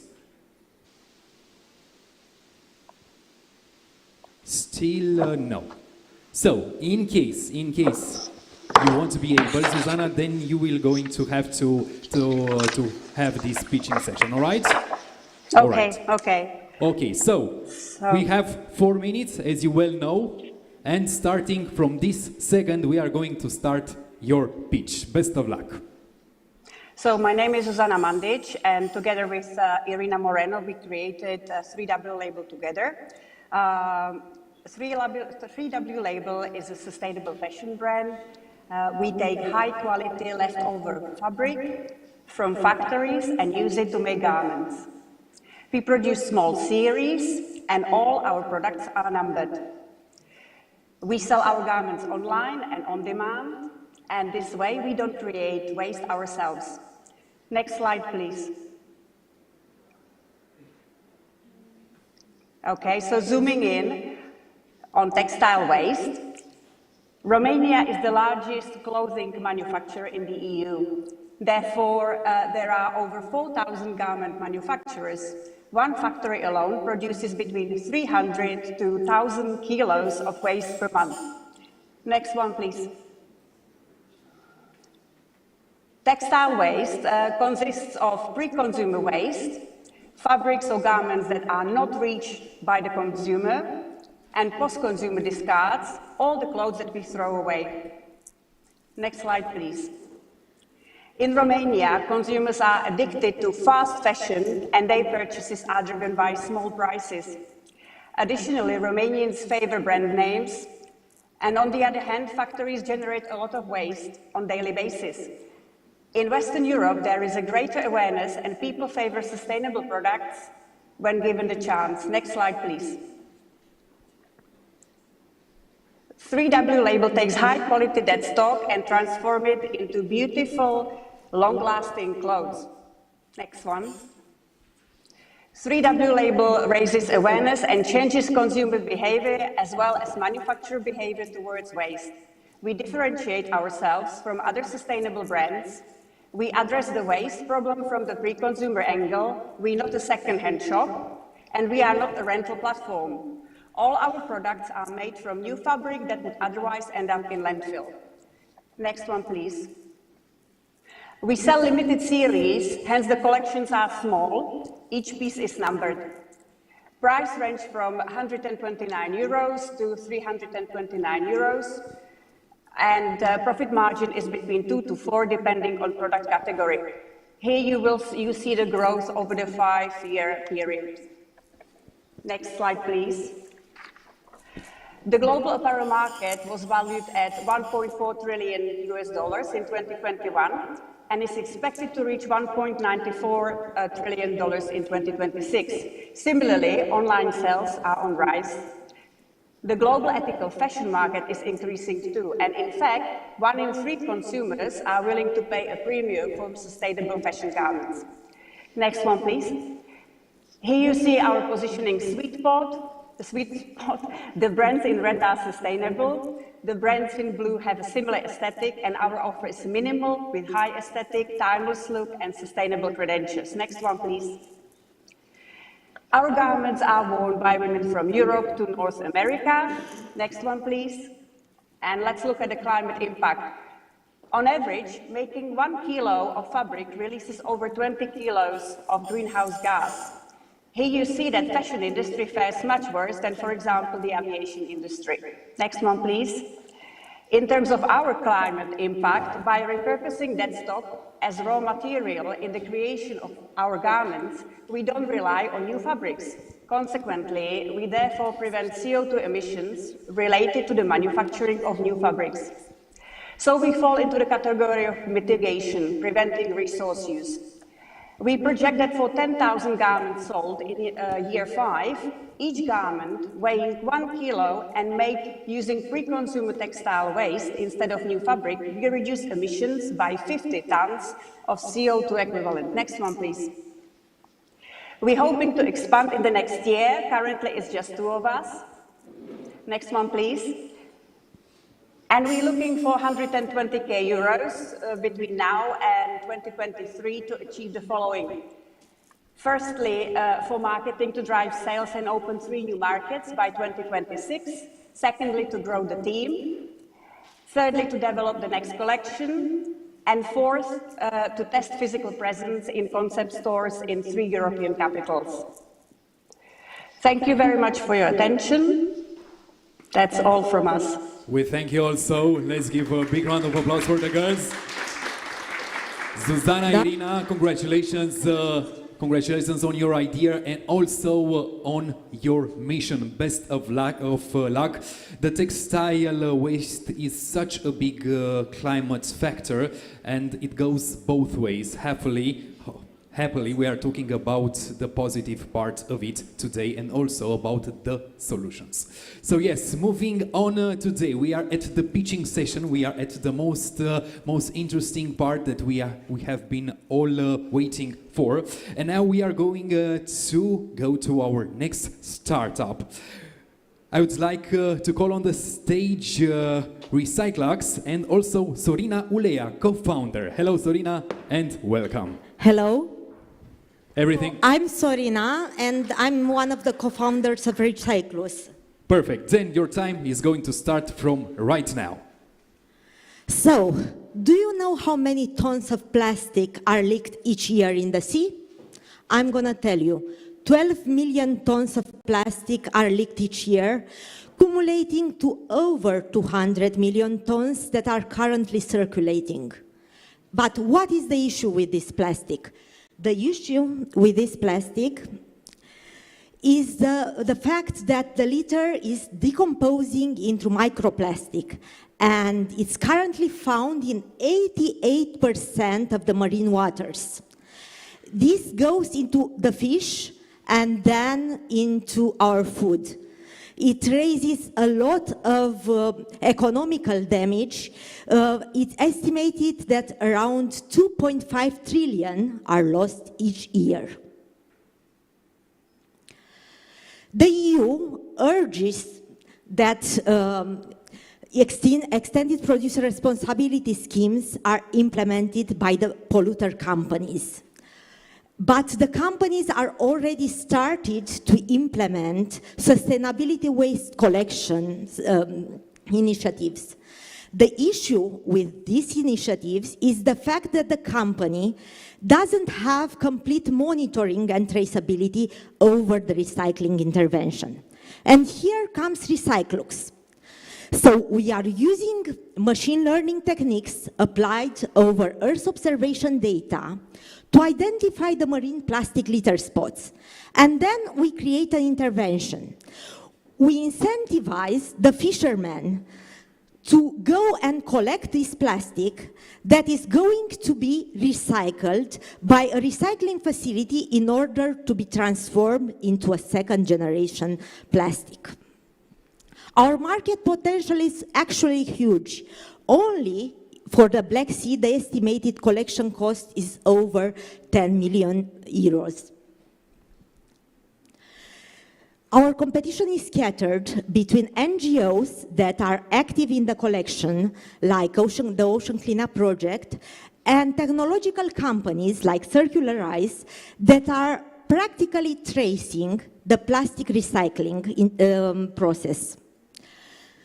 But no solution is offering a complete cycle from the identification of the plastic spots to the recycling and to the traceability of the process.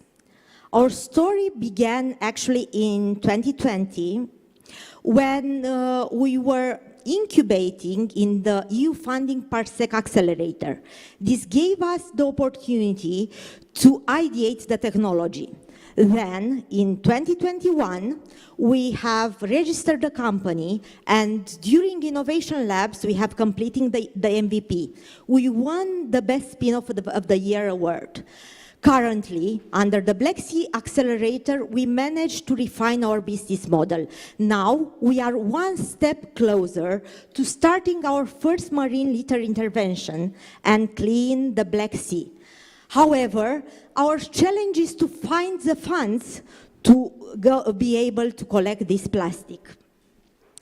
The financial projections are aligned with the roadmap presented before.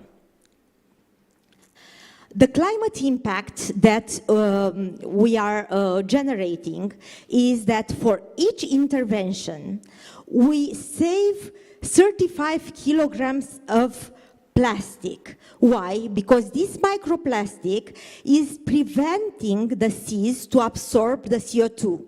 So we are enabling the seas to absorb the CO2 from the atmosphere and saving 2 million euros per intervention. Of course, the impact grows exponentially with every intervention. Our team is grounding on research and on more than 100 years experience of the team. Our three co-founders, Alexandra is a professor of the Polytechnics University of Bucharest, Bogdan is a solution manager and enterprise architect in Atos, and I'm an innovation advisor and external expert for the European Commission.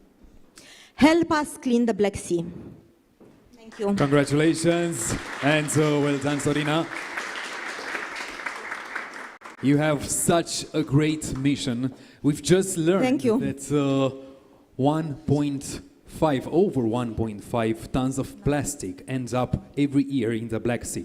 Now imagine that all of those microplastics basically ends up in the fishes, and then we are eating those fish. This is a very big problem also for our health, but as well as for the flora and for the fauna of the Black Sea, and this is a worldwide problem. So congratulations to you once more.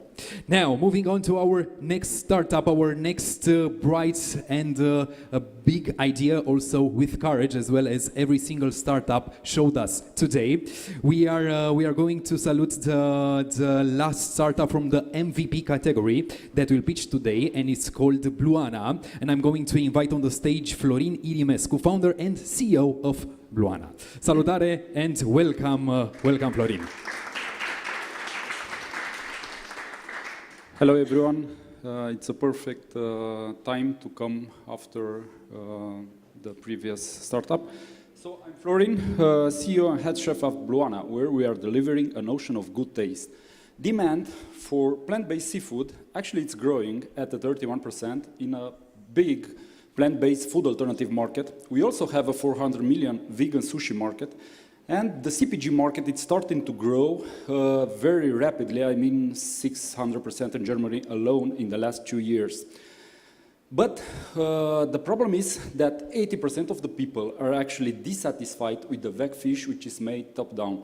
Meaning the usual ingredients are just thrown into some pan, mixed together, and in the end we have something like this, which maybe is good in price, but definitely not tasty and not healthy. And here is coming Bluana, which takes a bottom-up approach because we are adding chefs to this. So we are replacing the bad ingredients with good, healthy ingredients. And through a proprietary process, we are binding together in a continuous flow, and we are rebuilding the fish, obtaining something which is also good in price, tasty, and healthy. Customers already love it. We run more than 1,000 sensory trials, and 8 from 10 people say they will buy it again. And of course, there is a good press around the product. So to businesses, we have already letter of intents from big players in the distribution and the retail. And we are playing in a new space where some pioneer companies are building the category. And our positioning, it's in that spot where high nutrition meets excellent taste and texture. We are going to market, first targeting the flexitarians, with sushi restaurants in Romania, Bulgaria, and Poland. And then, leveraging our relationships, we will move to retail market in Western Europe and Japan, where we are already having contacts. So we are going to retail and HoReCa first, 30% we aim to sell directly to consumer in the next stage. We are keeping from the shelf price 5 for €4. We're not selling directly to retailers and €3 when we are selling to wholesalers. Scalability is built in each aspect of the business model. This year we started with potato protein, addressing sushi restaurants in our region and targeting the vegans as beachhead market. But next year, adding the moringa protein and some other new ingredients, we are moving to a much bigger CPG market, addressing flexitarians and foodies. We have a team with experience in food innovation. Myself, I'm coming from the food industry. I have along a MasterChef finalist, a biotechnologist, Marco, the CTO, who joined this year, is a previous Nestle executive and has exit from a food business. And I have to tell, before Marco, I had only women there. And the business, of course, it's tackling 3 SDGs. We are impacting the carbon footprint, and every time we're replacing 100 tons of fish caught from the sea is the same impact as planting 2.4 million trees. This year we started our journey toward the final IPO in the next 10 years, and we started bootstrap, passing through several accelerators and winning competition. We won business angel competition in Barcelona, and we managed to raise $500,000 in a pre-seed, and we are already having talks for the seed round when we will scale our product to the big retail. Thank you so much. Florin from Luana. Congratulations to you, Florin. Also, we would like to thank you and best of luck with your mission. Loved this idea, the taste of the sea without the cost of overfishing. Great value and best of luck for you. Guys, we will take a 30 minutes break right now to re-energize just a bit with a coffee and also connect with the 6 entrepreneurs who have already pitched their ideas. Just a reminder, you can send your feedback and ideas to the startups by completing the form which is shown on the screen or in the comments area. Also, I'd like to remind you that we have the possibility to know some of the startups from the early stage in the design area, which is here in the room. For those watching us online, once again, thank you so much. We will continue the live stream with some interviews from behind the scenes. A few people who were close to the program will share their thoughts with us. So please stay tuned and see you all in 30 minutes. Thank you so much.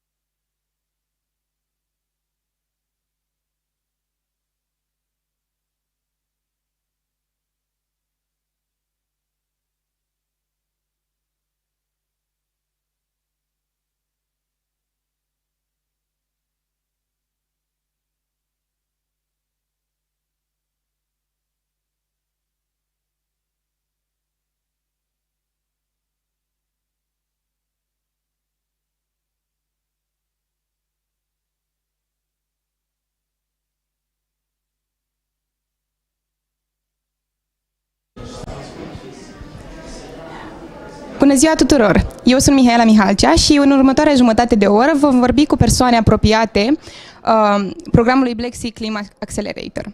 Prima persoană cu care vom discuta este Raluca Grigore, coordonatorul programului Black Sea ClimAccelerator. Bună, Raluca! Spune-mi, te rog, care este impactul pe care ClimAccelerator îl aduce mediului de business? În primul rând, credem că prin programul Black Sea ClimAccelerator punem focus pe startup-urile verzi și în felul acesta le scoatem la lumină, le facem să fie mai vizibile, lumea să afle despre ele și poate inclusiv mai mulți antreprenori să-și dorească să se implice cu idei de startup-uri care să reducă efectele gazelor cu efect de seră. Apoi, cred că este important să susținem cu resursele de care au nevoie, să ne uităm la nevoile pe care le au și să construim ceea ce au nevoie în acest sens și în această direcție și cred că astfel Black Sea ClimAccelerator aduce un impact în mediul de business. De ce ar trebui antreprenorii să participe într-un astfel de program? Pentru că programul aduce fix ceea ce au nevoie. Începem programul cu o analiză de nevoi în care ne uităm la ceea ce ei își doresc să facă în următoarea perioadă și cum își doresc să crească pe mai departe. Iar apoi, plecând de la aceste nevoi ale lor, construim experiențe care să-i ajute. Vorbim cu experți care pot să-i ajute pe temele pe care au nevoie, aducem consultanți care să lucreze cu ei și să le ofere sesiuni de consultanță pe ceea ce au nevoie și, cum deja știm aici la Impact Hub, cea mai importantă resursă pe care o aducem sunt mentorii care îi ajută să-și dezvolte ideile de business. Și nu în ultimul rând, Black Sea ClimAccelerator oferă și finanțare pentru startup-urile verzi și sunt multe momente în care ai nevoie fix de finanțare ca să poți să-ți dezvolți mai departe startup-ul. Îți mulțumim frumos, Raluca, și succes în continuare!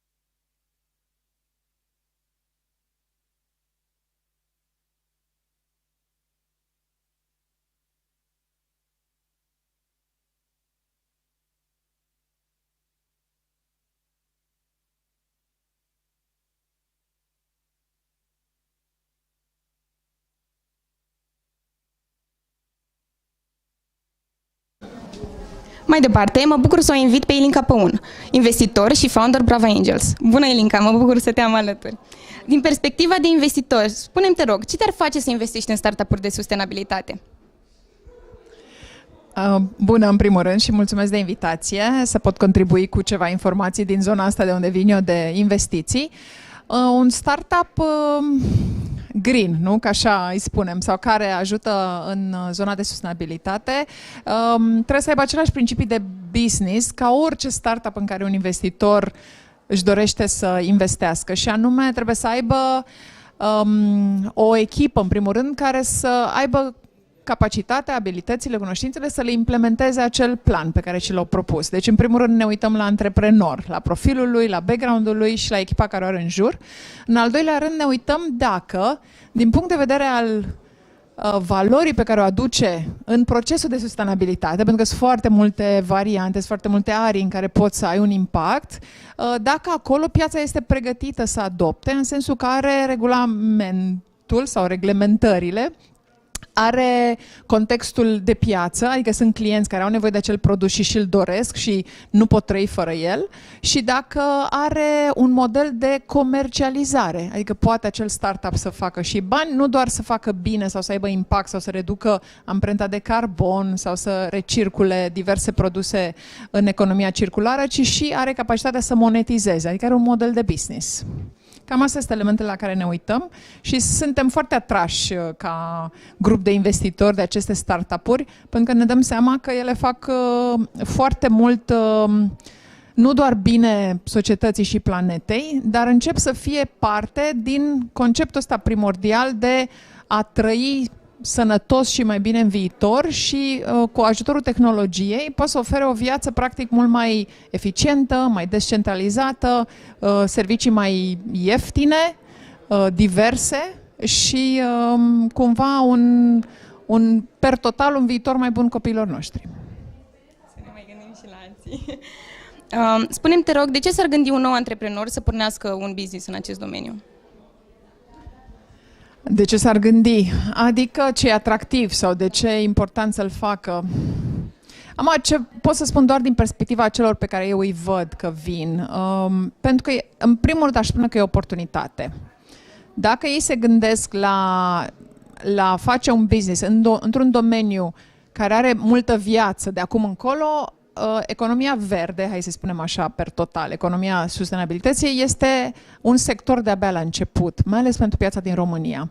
Adică este un blue ocean, e un market, e o piață neexploatată încă și atunci, dacă vreau să fac o comparație, știi, față de a, nu știu, crea o nouă companie care produce apă sau sucuri sau dintr-o piață care e foarte împănată cu competiție, mai bine intri ca antreprenor într-o piață mai virgină, mai la început de dezvoltare. Asta ar fi un element sau un motiv.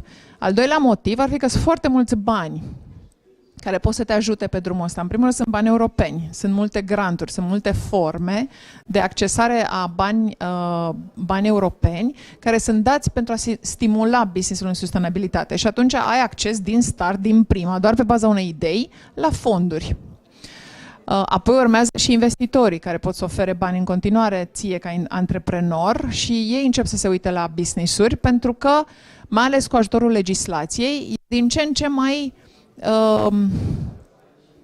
pe masa tuturor, hai să spunem, managerilor de companii, acest subiect, cum să fac să pot să raportez datele și apoi să îmi modific, de exemplu, amprenta de carbon sau elementele pe care le pot optimiza în zona de sustenabilitate. Deci este o nevoie pe care antreprenorul poate să o servească. Asta ar fi al doilea motiv de cerere reală și poate al treilea motiv este că e foarte fun, în sensul că e la început, e mult de învățat, dar sunt foarte multe conferințe, evenimente, e un domeniu așa, hai să spunem juicy, sexy, care e pe buzele tuturor și atunci când intri într-o conversație, că ești la o cafenea, la un bar, la un eveniment, să poți să spui că activezi într-o zonă green sau care impactează pozitiv planeta, poate să atragă privirile și o conversație foarte plăcută. Tare îți mulțumesc, că astea au fost întrebările mele. Și eu mulțumesc.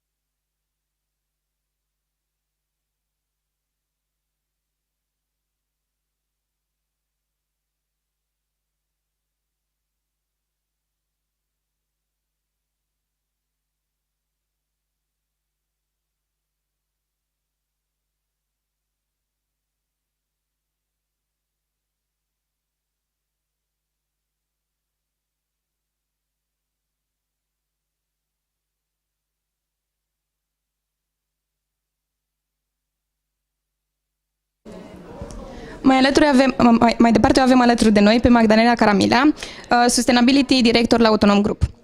Din perspectiva expertului în sustenabilitate, spune-le, te rog, cum ți se par startup-urile care au piciuit până acum în ziua asta? Nice. Mi se pare că este loc pentru toată lumea. Adică încurajez orice idee nouă, pentru că nu se știe când poate deveni o idee genială. Mi s-a părut fain să văd că este cam întreg orizontul de sustenabilitate acoperit, în ideea în care e o zonă vastă și, da, poate pe locul 10 este, cum spunea Dani, climate change, dar nu este doar despre climate change, este un main focus într-adevăr, dar în zona de mediu, doar aici dacă vorbim, există și zona de mitigation, de adaptare și zona de economie circulară, care văd că este acoperită inclusiv de 3, dacă nu mă înșel, dintre cei care au piciuit mai devreme. Pe de altă parte, să nu uităm componenta socială pe care orice startup cumva o are în vedere, pentru că creează noi posibilități și noi locuri de muncă. Deci, da, îi felicit pe toți în primul rând pentru curaj și pe urmă le urez mult succes. Spune-mi, te rog, ce îi recomanda unui antreprenor care construiește în jurul unei idei de business pentru a-și aduce contribuția în domeniul climei? În primul rând, mă gândesc că pentru a avea o idee de business sănătoasă și viabilă, trebuie să acopere o nevoie.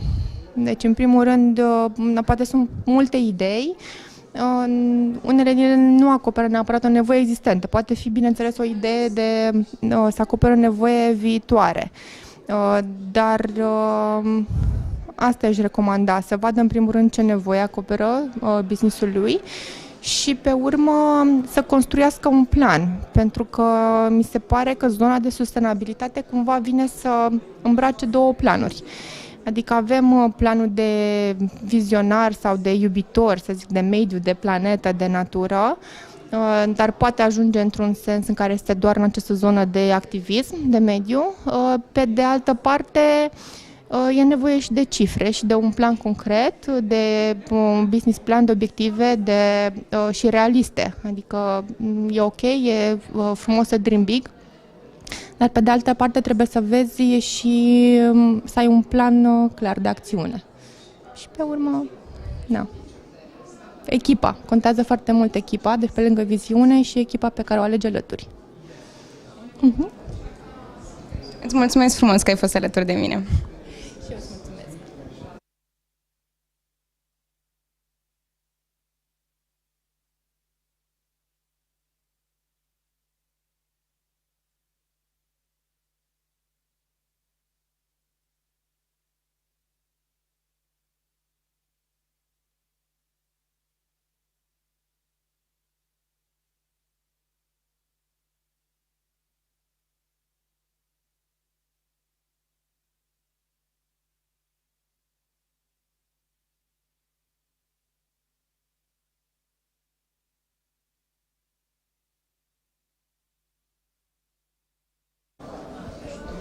Încheiem runda de mini-interviuri cu Iulia Dorobanțu, cofondator Charger. În primul rând, felicitări pentru investiție și știu că tu ești unul dintre participanții de anul trecut din ClimAccelerator.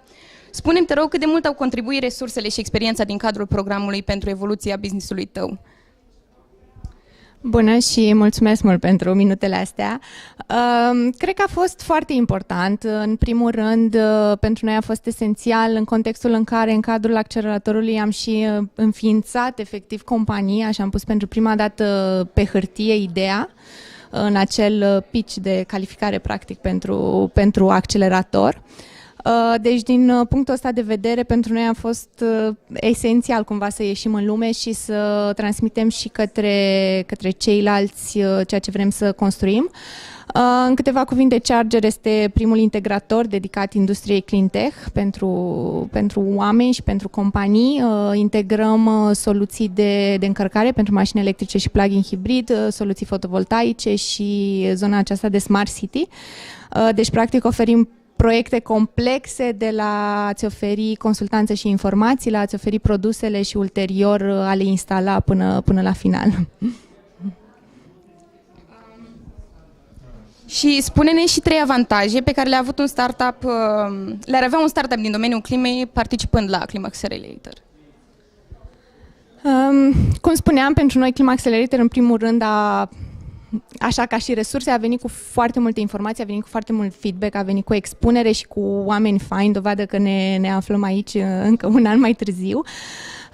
Cred că trei avantaje este faptul că intri într-o comunitate și într-o industrie, practic, care este deocamdată destul de specializată și închisă, ceea ce înseamnă că ai contact cu ce se întâmplă și e foarte important să fii într-un accelerator în care și ceilalți participanți se adresează aceleiași industrii, poate, adică cu siguranță din puncte de vedere diferite, dar cumva încearcă să rezolve la nivel macro aceeași problemă, ceea ce a făcut discuțiile extrem de interesante și a ajutat foarte mult și cumva a inspirat soluții pe care le-am implementat și noi ulterior. Apoi, contactul cu alți oameni, feedback-ul primit, oportunitatea de a-ți asuma riscul și de a spune foarte direct ceea ce vrei să faci și unora îi se pare bine, unora îi se pare rău, dar orice feedback este binevenit. Și cred că pentru noi a reprezentat un punct de plecare foarte, foarte frumos, foarte util în primul rând și ne-a ajutat să facem un prim pas, ceea ce pentru noi a fost un avantaj cheie în a duce mai departe și a ajunge, uite, un an mai târziu la a închide o investiție. Mulțumesc frumos și ne bucurăm că sunteți pe drumul pe care vi-l doriți. În continuare ne întoarcem la partea a doua a evenimentului cu pitch-urile din categoria Growth.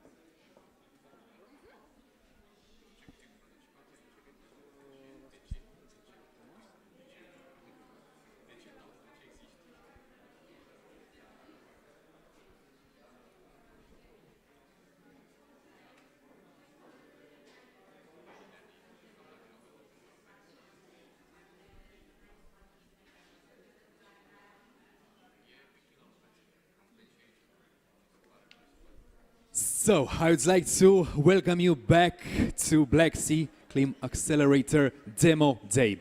We had our first 6 startups and their pitches, their great ideas, and I think that we have all taken a well-deserved part of inspiration and courage from all of them. Before we will carry on with our session of pitches, I think that I would like also to invite here with us one of our partners, one of the program's main partners, actually, and I would like to introduce to you Ionuț Cristian Ciubotaru, Vice President Business Development, Gas and Power Division, OMV Petrom.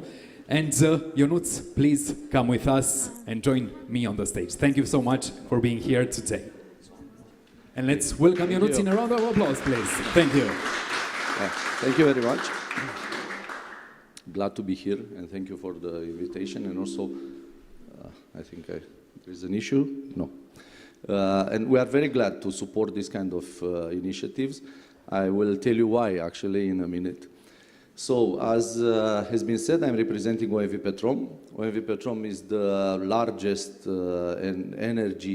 integrated energy company in Eastern Europe.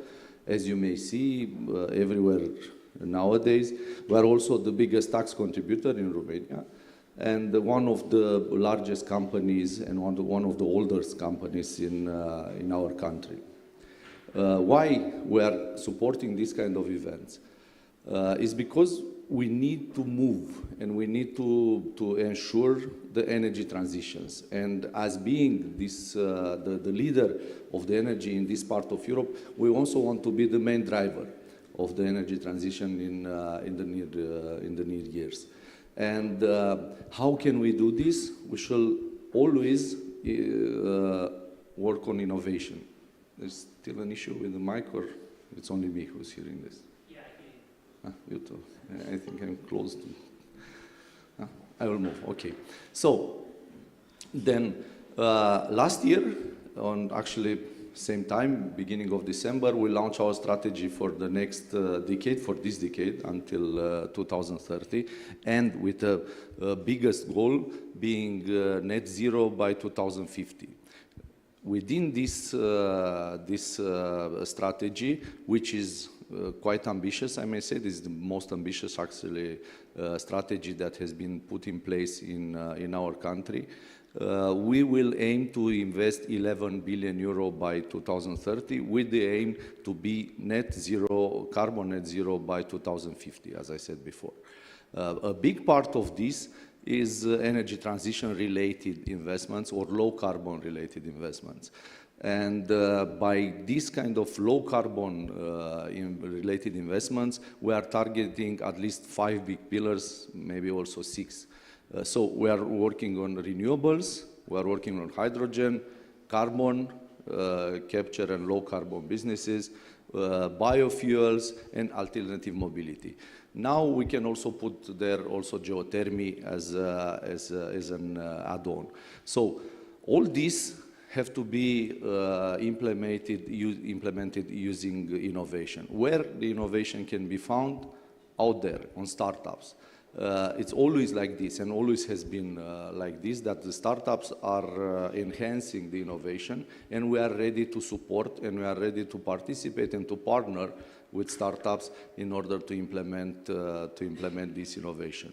We already started in some of the areas, of course, the areas that are more mature, like for example, in renewables, we started a big partnership with another big company in Romania, actually state-owned company, Complex Energetic Oltenia. We do have our own projects that are already started, so in this, from this perspective, we are there, and the technology is rather closer to maturity, I may say. But on the all others, I mean, what we said before, an overarching circular economy, we are looking for ideas, we are looking for projects where to partner and where we want to support startups or small businesses. It is our pleasure and honor to be here, and I will really like to thanks to the organizers, very good job, and I've been part actually on the pitching and on all the stages that has been part of this process. I saw really nice ideas, some of them that are closer to maturity, some of them that are still that still needs to develop, but definitely this is the way that we need to do. And from our side, from the corporations, of course, we are looking at you guys also being our customers. So we have, let's say, double role here, yeah, as a supplier. And then, of course, we like to see SMEs, we like to see companies that are developing and then can become our suppliers, and we are trying to develop ourselves by digitalization, by digitalizing our processes, by automation and so on, and trying to cope with the changing environment and with the changing business environment in the area. But also, as I said, as a partners and as companies that may support our transition and may support our journey through the years until the final goal.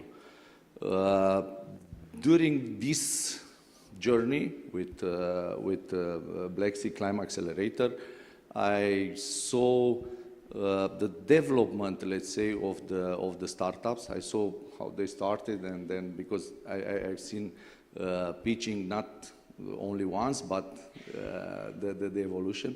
I saw that you did a very good job, and your mentors were helping you to develop and to reach, let's say, a higher level that was when you started, and I'm happy to see that. And I'm happy not only myself as a person, but also as a company. We are happy to see that there are these kind of actions and these kind of initiatives that are moving, let's say, forward the business environment here in our area. I would like to finish my speech by, again, congratulate the organizers, by congratulate to all, and hope that with some of you are already started to discuss, maybe we'll also find some ways to cooperate.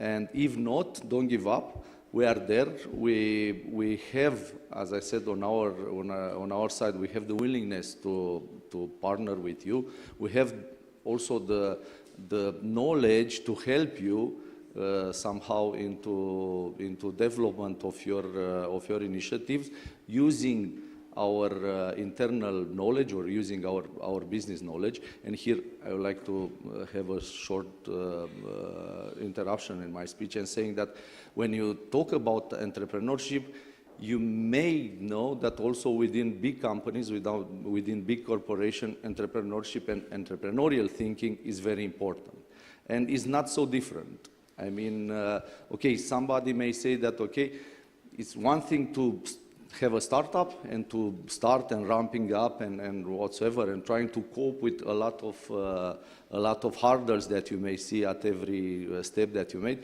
but it's almost similar in the companies. It's almost similar in the corporation. Whenever you want to start something, whenever you have an idea that you want to develop, you may travel mostly through the same journey, and you may somehow encounter the same hurdles. So we can also contribute to your development by our experience, by our entrepreneurial skills and thinking, and we are here to support and to help. And please do not be shy to refer to us whenever you consider. You have our contacts. I have my colleagues here with me, the organizers. They have all the details, and we are always happy to sit together and to try to find a way to develop further. If not, do not give up. As I said, move it to the next level, coming back, and then hopefully we'll find a way. So thank you very much again. I wish you all good luck and hope to see you soon at this kind of events. Thank you very much. Applause to Janusz, please. And thank you so much for supporting the green ecosystem. I think that in every program, in every such example, the partners are so important, because with their help we can echo your mission, your values, your solutions on a large scale scale, on a national scale, or why not even at a worldwide one. So congratulations one more, and thank you to all whom have supported and are supporting this program, Black Sea ClimAccelerator. Now, we'll be getting back to our favorite part, and this is the pitching session. Right now, we are going to have the pitches from the startups from the growth stage. So, the first one who is going to come here on the stage with us is Cooperativa de Energie. This is the name, and I would like to invite on the stage Nicu Plai. He is a co-founder of Cooperativa de Energie. Hello, Nicu, and welcome. Hello everyone. Thank you. Nicu, just a brief reminder to everybody who is going to come with us on the stage. We have 4 minutes for each pitch. In case you are going to need extra time, we are going to accord a few seconds, and I'm going to let you know that you have overpassed your time. Perfect. Nicu, please, all the luck to you. Thank you. Cooperativa de Energie, or Energy Cooperative, it's an energy community that wants to support the energy transition. At this moment, we have around 3 years since we have founded by 15 co-founders, and we are getting close to 800 members. That the difference in this type of model is that we are a European cooperative that suppose that each member is shareholder also, and in a general assembly, one member means one vote. Doesn't matter how much they contribute to the capital of the company. Last year we have bought by financing from our members an entity that has license to supply electrical energy, and we have delivered last year 42 gigawatts hours, finishing the years with a turnover of around 4 million euros. The issue is that at this moment, around 40% from the electrical energy is produced from, at national level, is produced from fossil fuels. And what we want to do is to replace this with using renewables. The solution, we consider that is our business model that allows us to democratize access to the energy market. Okay. The potential for scaling, for this we address any consumers, energy consumers from the market that become our members. They could be also any European citizens, doesn't matter it's a private individual or organization. And we are targeting to reach 10,000 members in few years. The market context is that in the last years, the energy price has grown a few times, and this is affecting the entire economy. And another issue is that it's less probable to return the price to the previous values. Regarding the market, we now address the prosumers that almost doubled as the number for this year compared to the last year. And at this moment, it's very important that we have reached the production for the supply business. The production from the consumers, from the prosumers, is much bigger than we supply to our consumer base. We supply 100% green energy. And also the strategy is to create a production portfolio from renewable sources. The competitors here, because now we are addressing the supply business, but we have the differentiator that we supply 100% green energy. At this moment are the energy suppliers.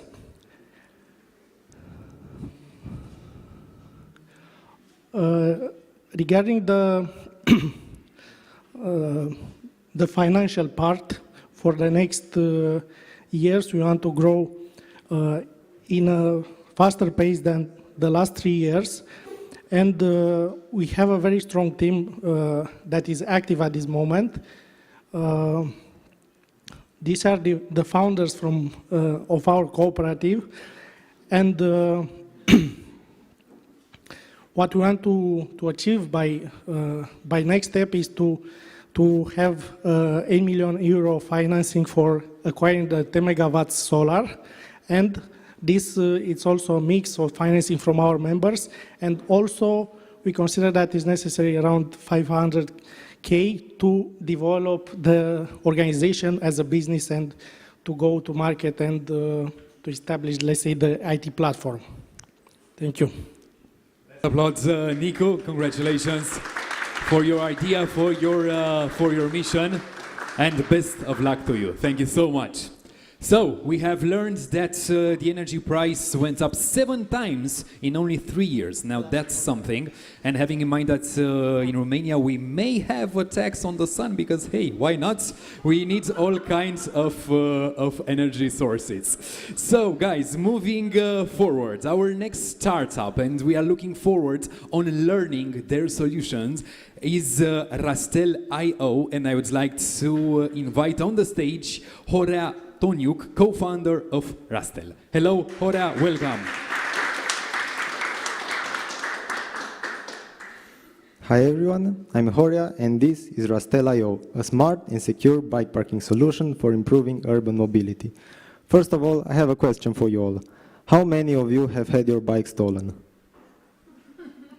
Okay, quite a few. Apparently, over 50% of the people that use a bicycle have had their bike stolen at some point, and over a third of those gave up cycling altogether after the incident. So what's the problem with bike parking? Well, there are too few parking spots, they're hard to find, they're not secure, and they offer no traceability.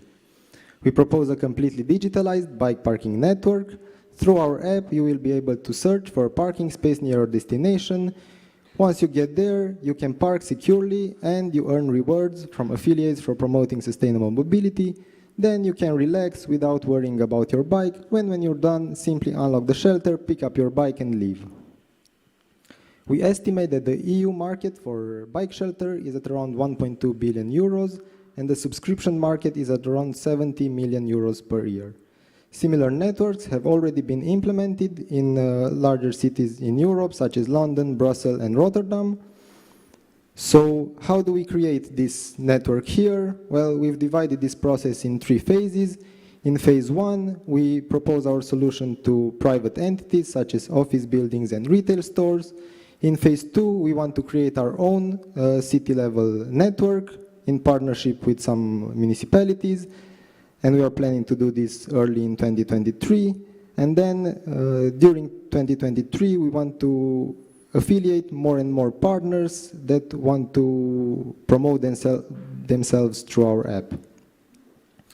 We have 3 revenue streams. One of them is directly to the cyclist through a pay-per-use model or a subscription model, and 2 of them are for advertisers, either on-shelter advertising or in-app marketing.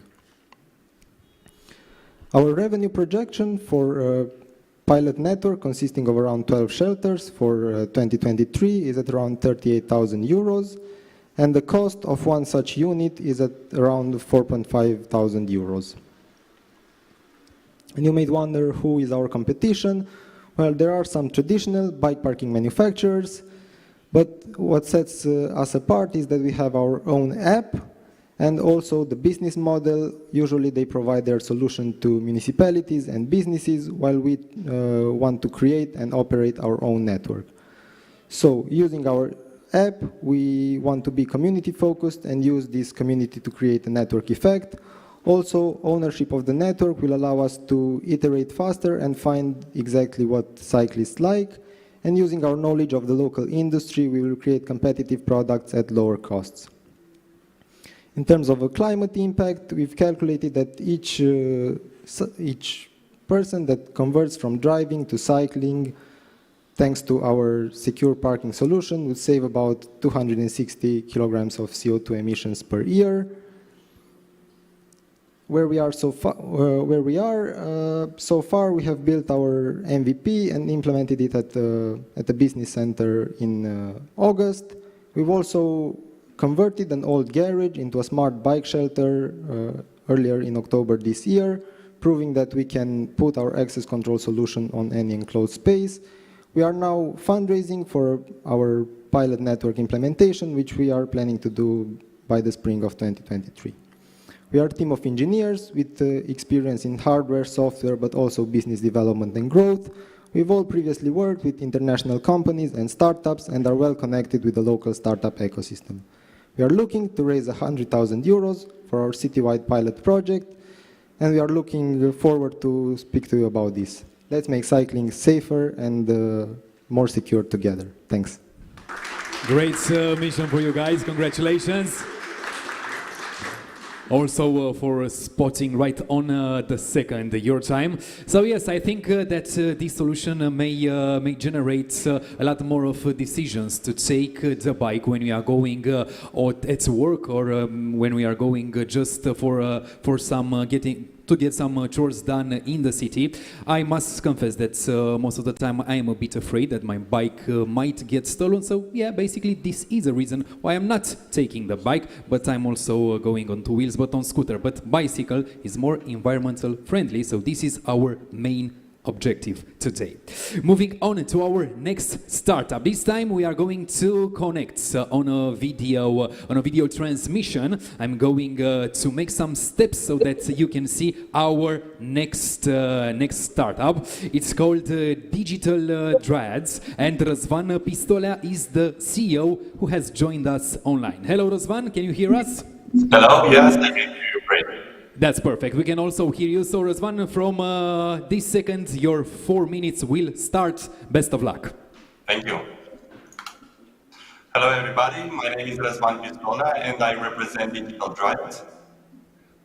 Europe is losing its remaining forests due to illegal deforestation in Romania, or droughts and pests in Germany, or fungi and diseases in Spain, with devastating effects. Serious negative effects of forest loss include erosion, landslides, floods, loss of biodiversity, and ultimately climate change. Ministries, agencies, and NGOs desperately need forestry and agriculture monitoring, alerting, and managing tools to help them protect orchards and forest areas. Digital Dryads offer state-of-the-art computer vision and deep learning artificial intelligence algorithms to develop new innovative digital tools for the forestry industry. We offer a solution to monitor, to analyze, and to alert on events that would be triggered by the inception of diseases, pests, or illegal harvesting, using machine learning and European and American satellites that monitor and observe the Earth constantly. If you look at this example, this is actually a processed image in Romania that shows you a protected area, which might have been a UNESCO virgin or quasi-virgin forest. And the red area is places where illegal logging has taken place. So we created a very simple to use tool. It starts off with a base layer, which is the satellite images. And on top of the base layer, we create the layer of what is tree and what is not tree. And we monitor the evolution of the tree layer over time. And from that, we overlap the protected areas like virgin, quasi-virgin, or UNESCO forests. And we also cross-check with the legal paperwork in Romania, which is called APV.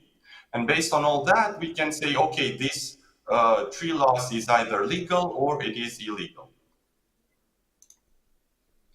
We have talked with both agencies and ministries, even the Research and Defense Agency and the National Forestry Institute, with Rom Silva, with the Ministry of Forests, and they all like our product. And they have actually requested us we develop it further, for example, adding aerial to the satellite data, or automatic pixel level semantic segmentation. The market, we are targeting the business to government and business to business that are looking to invest in digital transformation. We have already talked with ministries across the European Union. We have talked with NGOs and with environmental agencies. The business model is a very simple monthly software as a service, and we also are selling one-time reports. For example, NGOs, lawyers, and environmental activists usually wanted a report about the state of a forest in a certain amount of time to see what has happened over there. This is all the data sets that we have used, and some data that we also collected besides these data sets. This is the team. It is a very technical heavy team. It is a team that delivers. We have experts in computer vision, deep learning, machine learning, DevOps. It is a team that has delivered projects in the auto industry and in the banking industry and in the telecom industry. The impact, well, we have actually won first prize that was given to us by the European Commission and the European Publication Office in the EU Datathon contest. We won first place.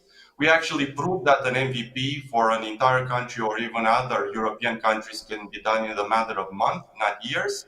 Right now, satellite data has been requested and funded through PNRR funds, which was also based on the proof of concept that we did. And actually implementing this system is very easy, and it can save up billions and billions of gigatons of CO2.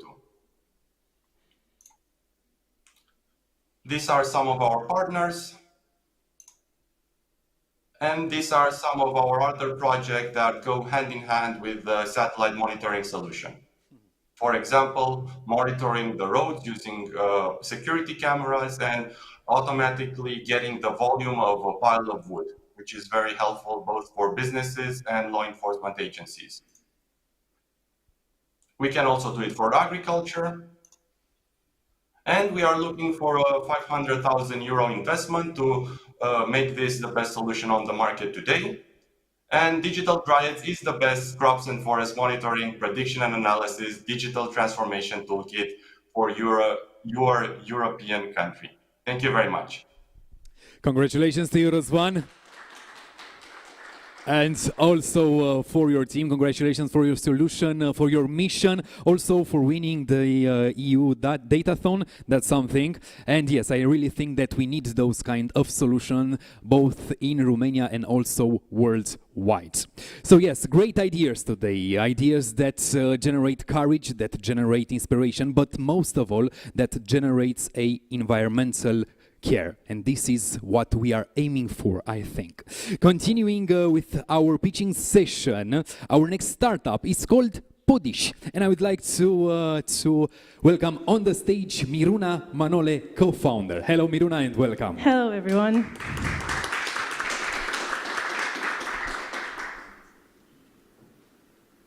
So, the clicker, if it wants to work, maybe. Pressing and nothing is happening. No? Oh? Okay, so I was gonna start with a question actually, that we all know what this is, right? We all know about this problem. Well, another problem is that although people want to live more sustainably, they don't really know how to start, where to begin, which product is good, which is bad. There's a lot of confusion. And it also takes a lot of time. Researching products, companies, is time-consuming. Considering that the e-commerce Romanian market is estimated at 6.2 billion euros last year, so it's thriving, 70% of Romanians want to live more sustainably. There wasn't really an satisfying solution on the market, so we decided to create it. So we created Podish, which is an online one-stop shop. This was supposed to be a video. This is also not working, but I invite you to check out our website. So we're a one-stop shop offering sustainable alternatives to everyday essentials. So we curate products based on 11 sustainability values, such as plastic-free, woman-owned, certified, and so on. And we also offer clients the option to browse by value, making it easier for them to shop in alignment with their beliefs. You'll see when you go on the website that the values are also showcased on each product page, so we're also educating the consumers, and we are supporting small local businesses at the same time, offering them a platform to grow. We are currently the only online fully vegan one-stop shop offering this shop by value option. We bootstrapped to launch, and we launched this year. We estimate a tenfold increase in buying customers and the revenue to increase 12 times by July 2023 compared to July of this year. In terms of climate impact, our main contribution is towards SDG number 12, but with our partners and through our portfolio, we also help with water and plastic pollution, resource consumption, animal welfare, social issues such as gender equality, and we estimate a reduction at individual level of CO2 emissions equivalent to 9 trees. There's 2 of us so far. I actually have over 5 years experience in sustainability, so sustainability really is at the core of our business. And what I want to finish off with, we're not raising money at the moment, currently. What I want to ask of you is that you share the love, you tell people about us, and maybe we'll see more people make sustainable swaps and more sustainable gifts under the tree this year. We need to be a community, so let's do that. Thank you. Congratulations to you, Miruna, and also to your team. This was such a great presentation, and also I really appreciate their mission. And the guys that are vlogging, they always say, please share, like, and subscribe. But Miruna has told us only to share this good news, this alternative, which I think is very healthy. And also we should always keep in mind that a startup needs our help and also our support. This was the word that I was looking for at the beginning. So yes, congratulations to you once more. Now moving on at Black Sea ClimAccelerator Demo Day. Our next startup is called Savables. And I would like to invite, but this time on the screen, I would like to invite Raresh Mara, who is here with us. Raresh. And with Bogdan as well. This was it. Yes, now we are okay. So Raresh and Bogdan, you said? No, I mean, Bogdan is from another startup. He's from Polymore. So, okay, guys, sorry. A joke. I understood now. Okay, so. Well, Raresh is here with us. Perfect. My mistake. Perfect. No Please. worries. So the time will start, guys, right now, please. So, hello everybody. I'm Raresh, and I'm the co-founder of Savables. First, I would like to introduce you to Alex. He has an Italian restaurant, and every day he cooks food to meet his customers, but sometimes at the end of the day, he has to throw away some delicious portions of pasta. And if that doesn't sound that bad, well, the sad truth is that in Europe, every year we are wasting 90 million tons of food, which generates 140 billion euros losses, which obviously is very bad. So that's why we need to come up with a solution, and our solution is Savables. Savables helps food industry to transform surplus food into profit by selling it at a discounted price for our digital platforms users. To validate the idea, we created a Facebook group that at this moment has more than 13,000 members, and they saved 18,000 meals already, and because of that, we got accepted in Startup Wise Guys Accelerator, from where we raised our first round of investment, which helped us to grow the team, prepare our product, and to launch it. So how it works, you just have to go on Savables, make an account, select your favorite offer, and then pay it online, and then go to the store and pick up the food by yourself. So yes, we have competitors. The market leaders are Too Good To Go and Karma, and here in Bucharest is Bonap, but we are doing things differently. We have a waste prevention and happy hours feature in our product. We have the biggest community against food waste in Romania, which helps us to better understand the market and to adapt to the needs. Our business model is simple. We charge a commission fee on each meal sold through our platform. We target Eastern European market with 700,000 food locals, and our main goal is to achieve 5,000 of them by the end of 2025, which is going to bring us an ARR of 3 million euros. So, to recap, we launched last year the community on Facebook. At the beginning of this one, we got accepted in Startup Wise Guys. In September, we launched our product. Next year, we want to go in 5 cities in Romania, and from 2024 to go abroad to Eastern Europe. And of course, because we are a sustainable startup, we have an impact goal, which is in alignment with the 12.3 SDG and the third environmental goal of EU taxonomy. We want to reduce 2 million kilograms of CO2 by saving 1 million meals. We are 2 co-founders, Marius and I, with a background in marketing and experience to work in HoReCa and retail. Alex and Andrea are part of our technical team. They have experience with startups and AI and a lot of things about developing. Robert, he is head of operations, and Vlad Mocanu, our business advisor.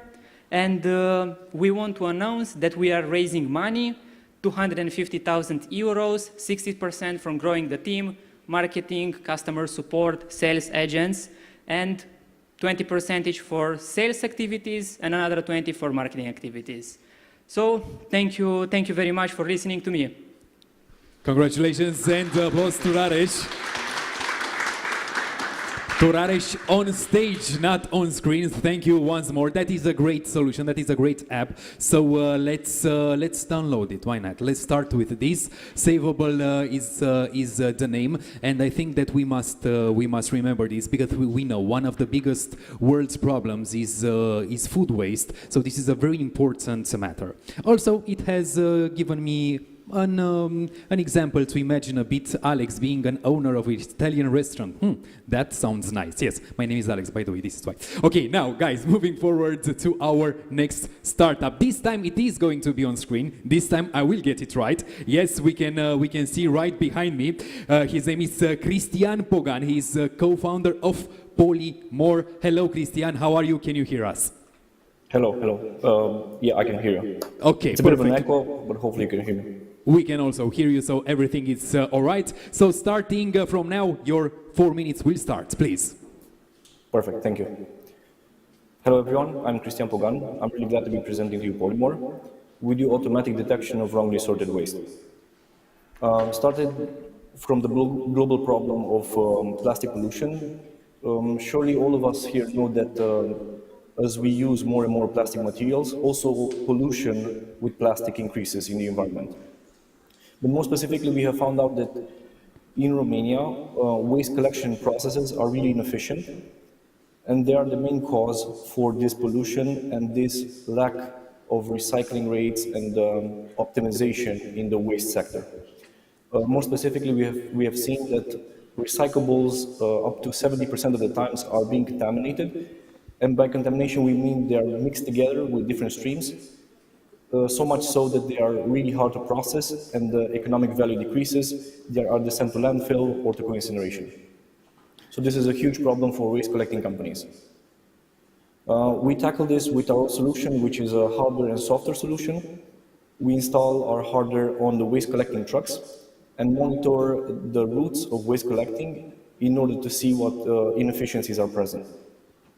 So we have our proprietary hardware, and on top of that, we have our computer vision algorithms, which track exactly what is being collected, what contaminations are being present, and through this, we give feedbacks to generators, either to improve or to congratulate for the good sorting of the recyclables in order to be better.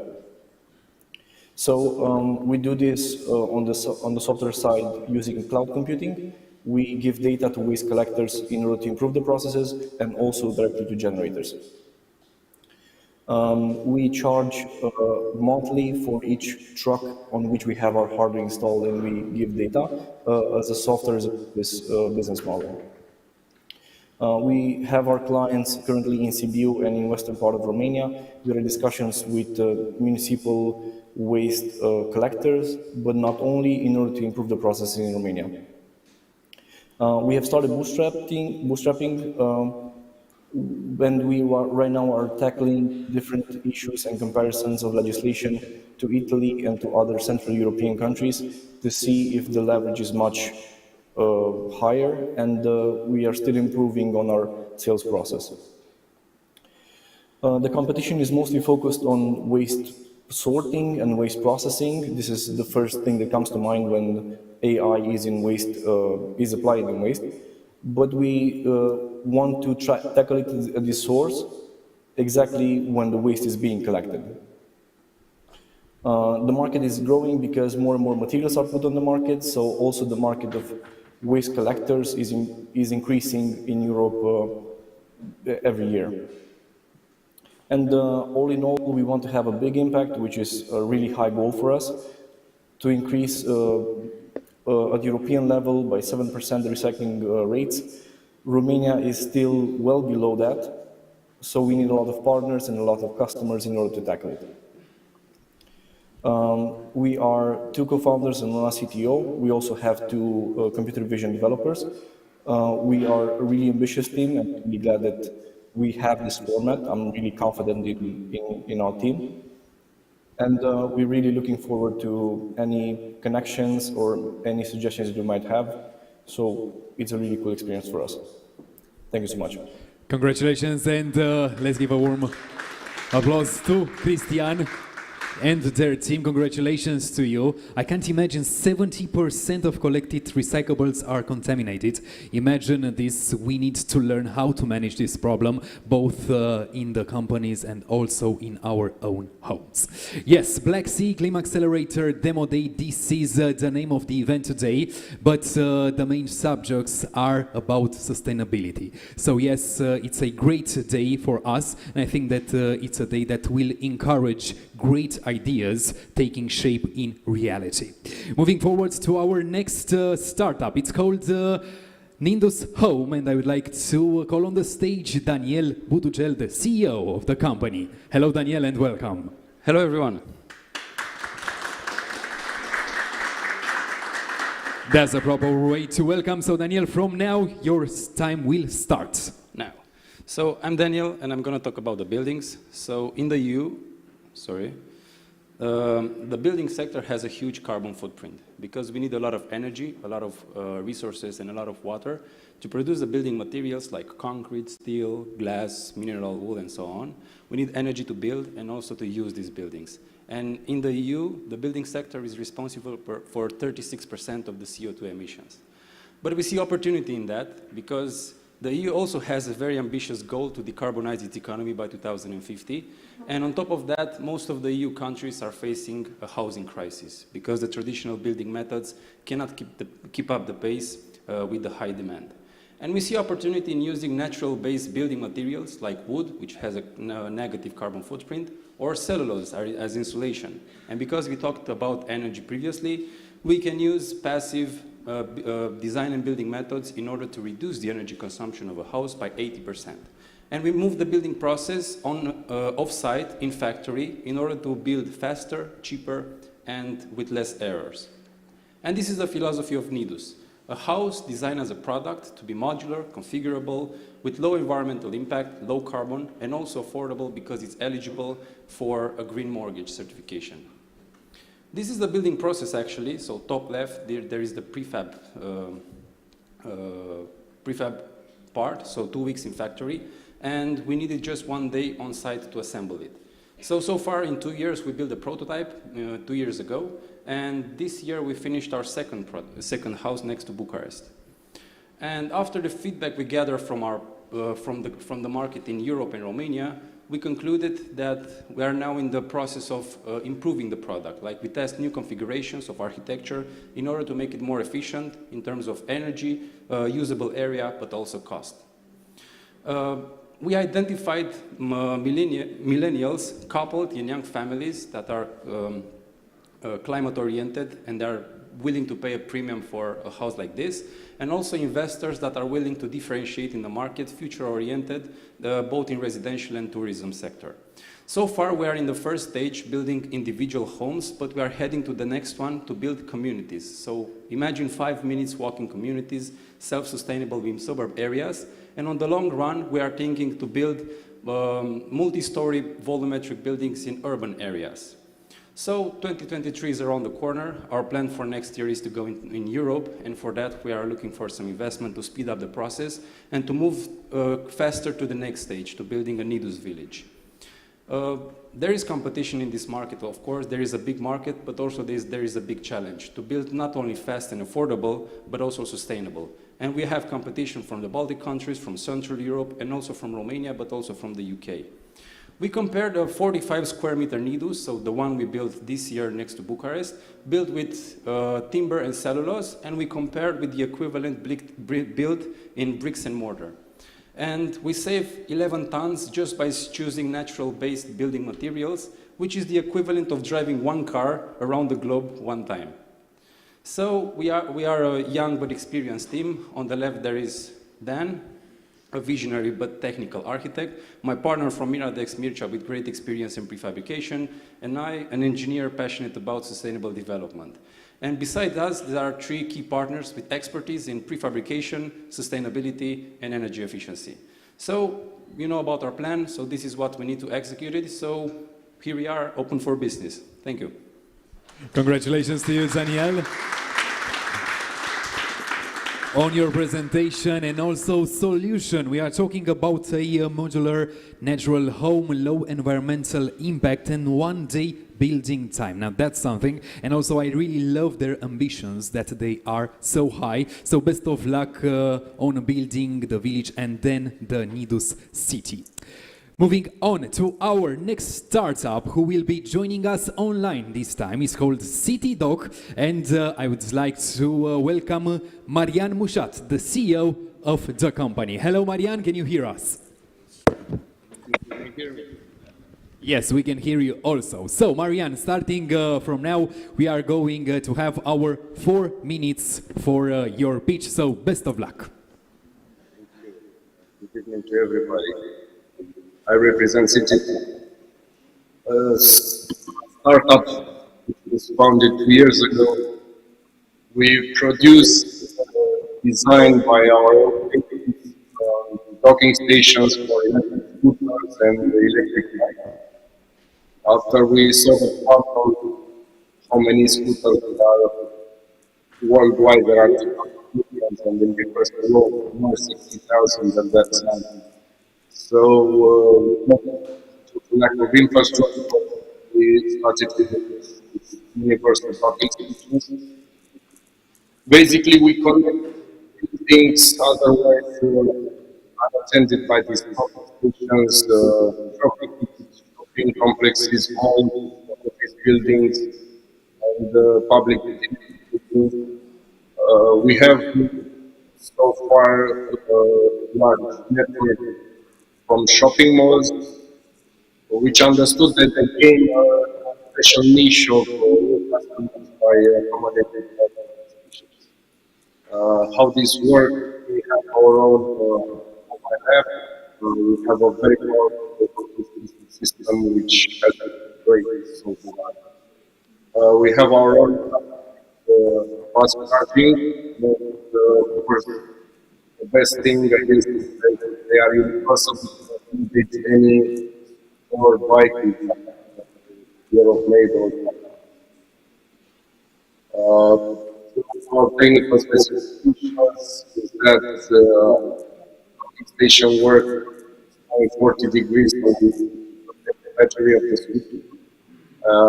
We have also custom-made fast charge, I think fast charge on the market, and each of our docking stations provided with the GPS so that the power cuts off, everybody can take its scooter.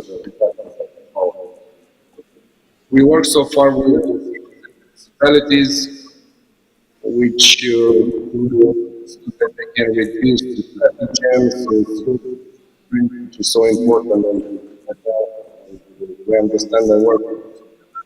Office buildings grow their green quickly and also save parking spots for their employees. Also, retail centers can accommodate a new niche of customers, a residential compound to place our docking so that tenants don't go up on the seventh floor because they're always back. It's convenient for its tenants.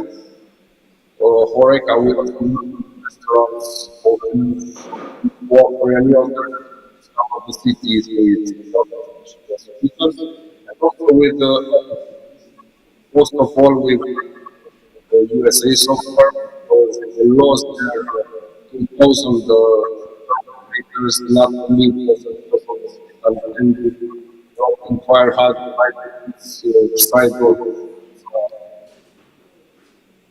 So basically, we also benefit from the things that host our docking stations. We use their mediate classification, also as the circulation of the parking of scooters and bikes, to facilitate the life of great urban agglomeration. And we also reduce the infection by this year directly from European Union, encourage very much individual transportation, such as micromobility. And we reduce the pressure on public transportation, also as I mentioned, the CO2 emissions. I don't know if you can hear me anymore. So thank you very much. Yes, we can hear you. Thank you very much for the presentation and the best of luck to your mission. Yes, urban sustainable mobility, so important, and I think it's the goal to every green city, and it comes with many benefits. So charging docks, yes, they are a must and they really have a future. Now, we are moving on at Black Sea ClimAccelerator Demo Day, and the next startup is here with us.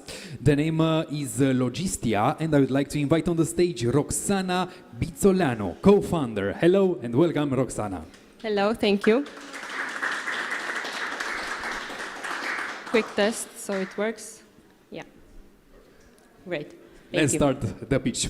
All the luck. So, the pandemic has brought us many positives like digital adoption and e-commerce. So, GAPEC states that the last mile delivery is going to be a focus for e-commerce businesses in the next following years.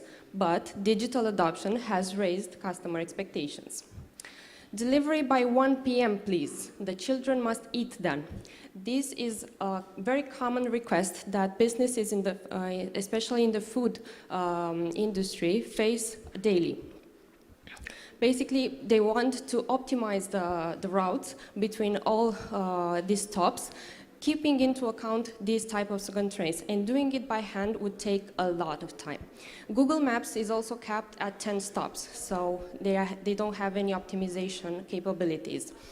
Basically, they are stuck in manual work, they have no idea when they are going to deliver, and therefore they have no scale potential. The solution for them would be a digital space where they can visually manage orders, drivers, routes, and clients. It's easy to install and use for all the operations, and it must collect data in every step of the delivery process. Logistia Route Planner is that type of platform that optimizes hundreds of stops between any number of drivers, accelerating your processes in the company. We launched very early in 2020, and so far we reached 50 paying customers from 5 different continents. We monetize from 3 subscription plans, and we target mainly food and groceries and courier companies. The main global market that we target is evaluated at 1,000 billion dollars, sorry. And the corresponding European market is evaluated at 300 billion. Our direct competition are similar platforms that, to a certain extent, offer the optimization service, but we also face the experience, the status quo, and an outdated working method. But Logistia is different in several key aspects, like flexibility in optimizing the roads automatically and then manually tweaking them for them to be perfect. We have fast integrations with e-commerce platforms, so we can route and close orders upon delivery automatically. We can pinpoint the address precisely, no matter how the client writes their address, and we have an agile and open-mindedness to the customer's feedback. Logistia intrinsically reduces carbon emissions by reducing the number of kilometers and optimizes the resources available at any time. We reduce the number of left turns, which is known as the most dangerous maneuver in traffic and the one that is most consumes the most fuel, and therefore we reduce the risk of accidents and increase the lifespan of the vehicle. Our future plans include adapting Logistia to EV fleets and adding a fleet management module so that fleet managers know at any time the expenses of their fleet. The core team is formed by Vlad and I, with a large experience in IT industry and marketing. And you can help us with showcase to medium and large companies to implement it and adapt Logistia to their needs. And thanks to Black Sea ClimAccelerator, we are working on an improved marketing strategy. Thank you. Thank you so much, and applause to Roxana. Well, we have learned about Logistia, route planner, well-needed optimizer, I might add. Guys, this concludes our pitching session, so congratulations once more to everybody. Let's give them a big round of applause. Courage, view, that was really great, and not the least, inspiration. I hope that everybody will have luck and all the best on implementing their ideas and taking them to a whole nother level as they wish and as their objectives are set, of course. Lastly, but not least, before I will present our special guest, I would like to remind you to send us your feedback and ideas to the startup you like by completing the form on the link shown on the screen or in the comments area. And as I said, we have a special guest because we invited Charger. Is one of the startups that has taken part of Black Sea ClimAccelerator in 2021 to share with us their progress over the year. So I would like to invite Cristian Danciu, co-founder of Charger, on the stage. And yes, I can see also Cristian is here. Perfect. Welcome, Cristian. Hello. Thank you. Please, welcome. Thank you, Alex. Thank you. Hello, everyone. I'm a bit nervous now that I saw a lot of startups pitching and I kind of got into the mood. So I was just preparing to showcase our pitch. Of course, I have a short time to tell you about our progress so far. What I can tell you is it has been an amazing year for us, and this year was somehow the focus and the results of 9-year-old work, where we got step by step in our business, from architecture to urban regeneration, starting up production and design and production of smart city devices, and then receiving feedback from the market. It's a long, now that I think, it's a long process.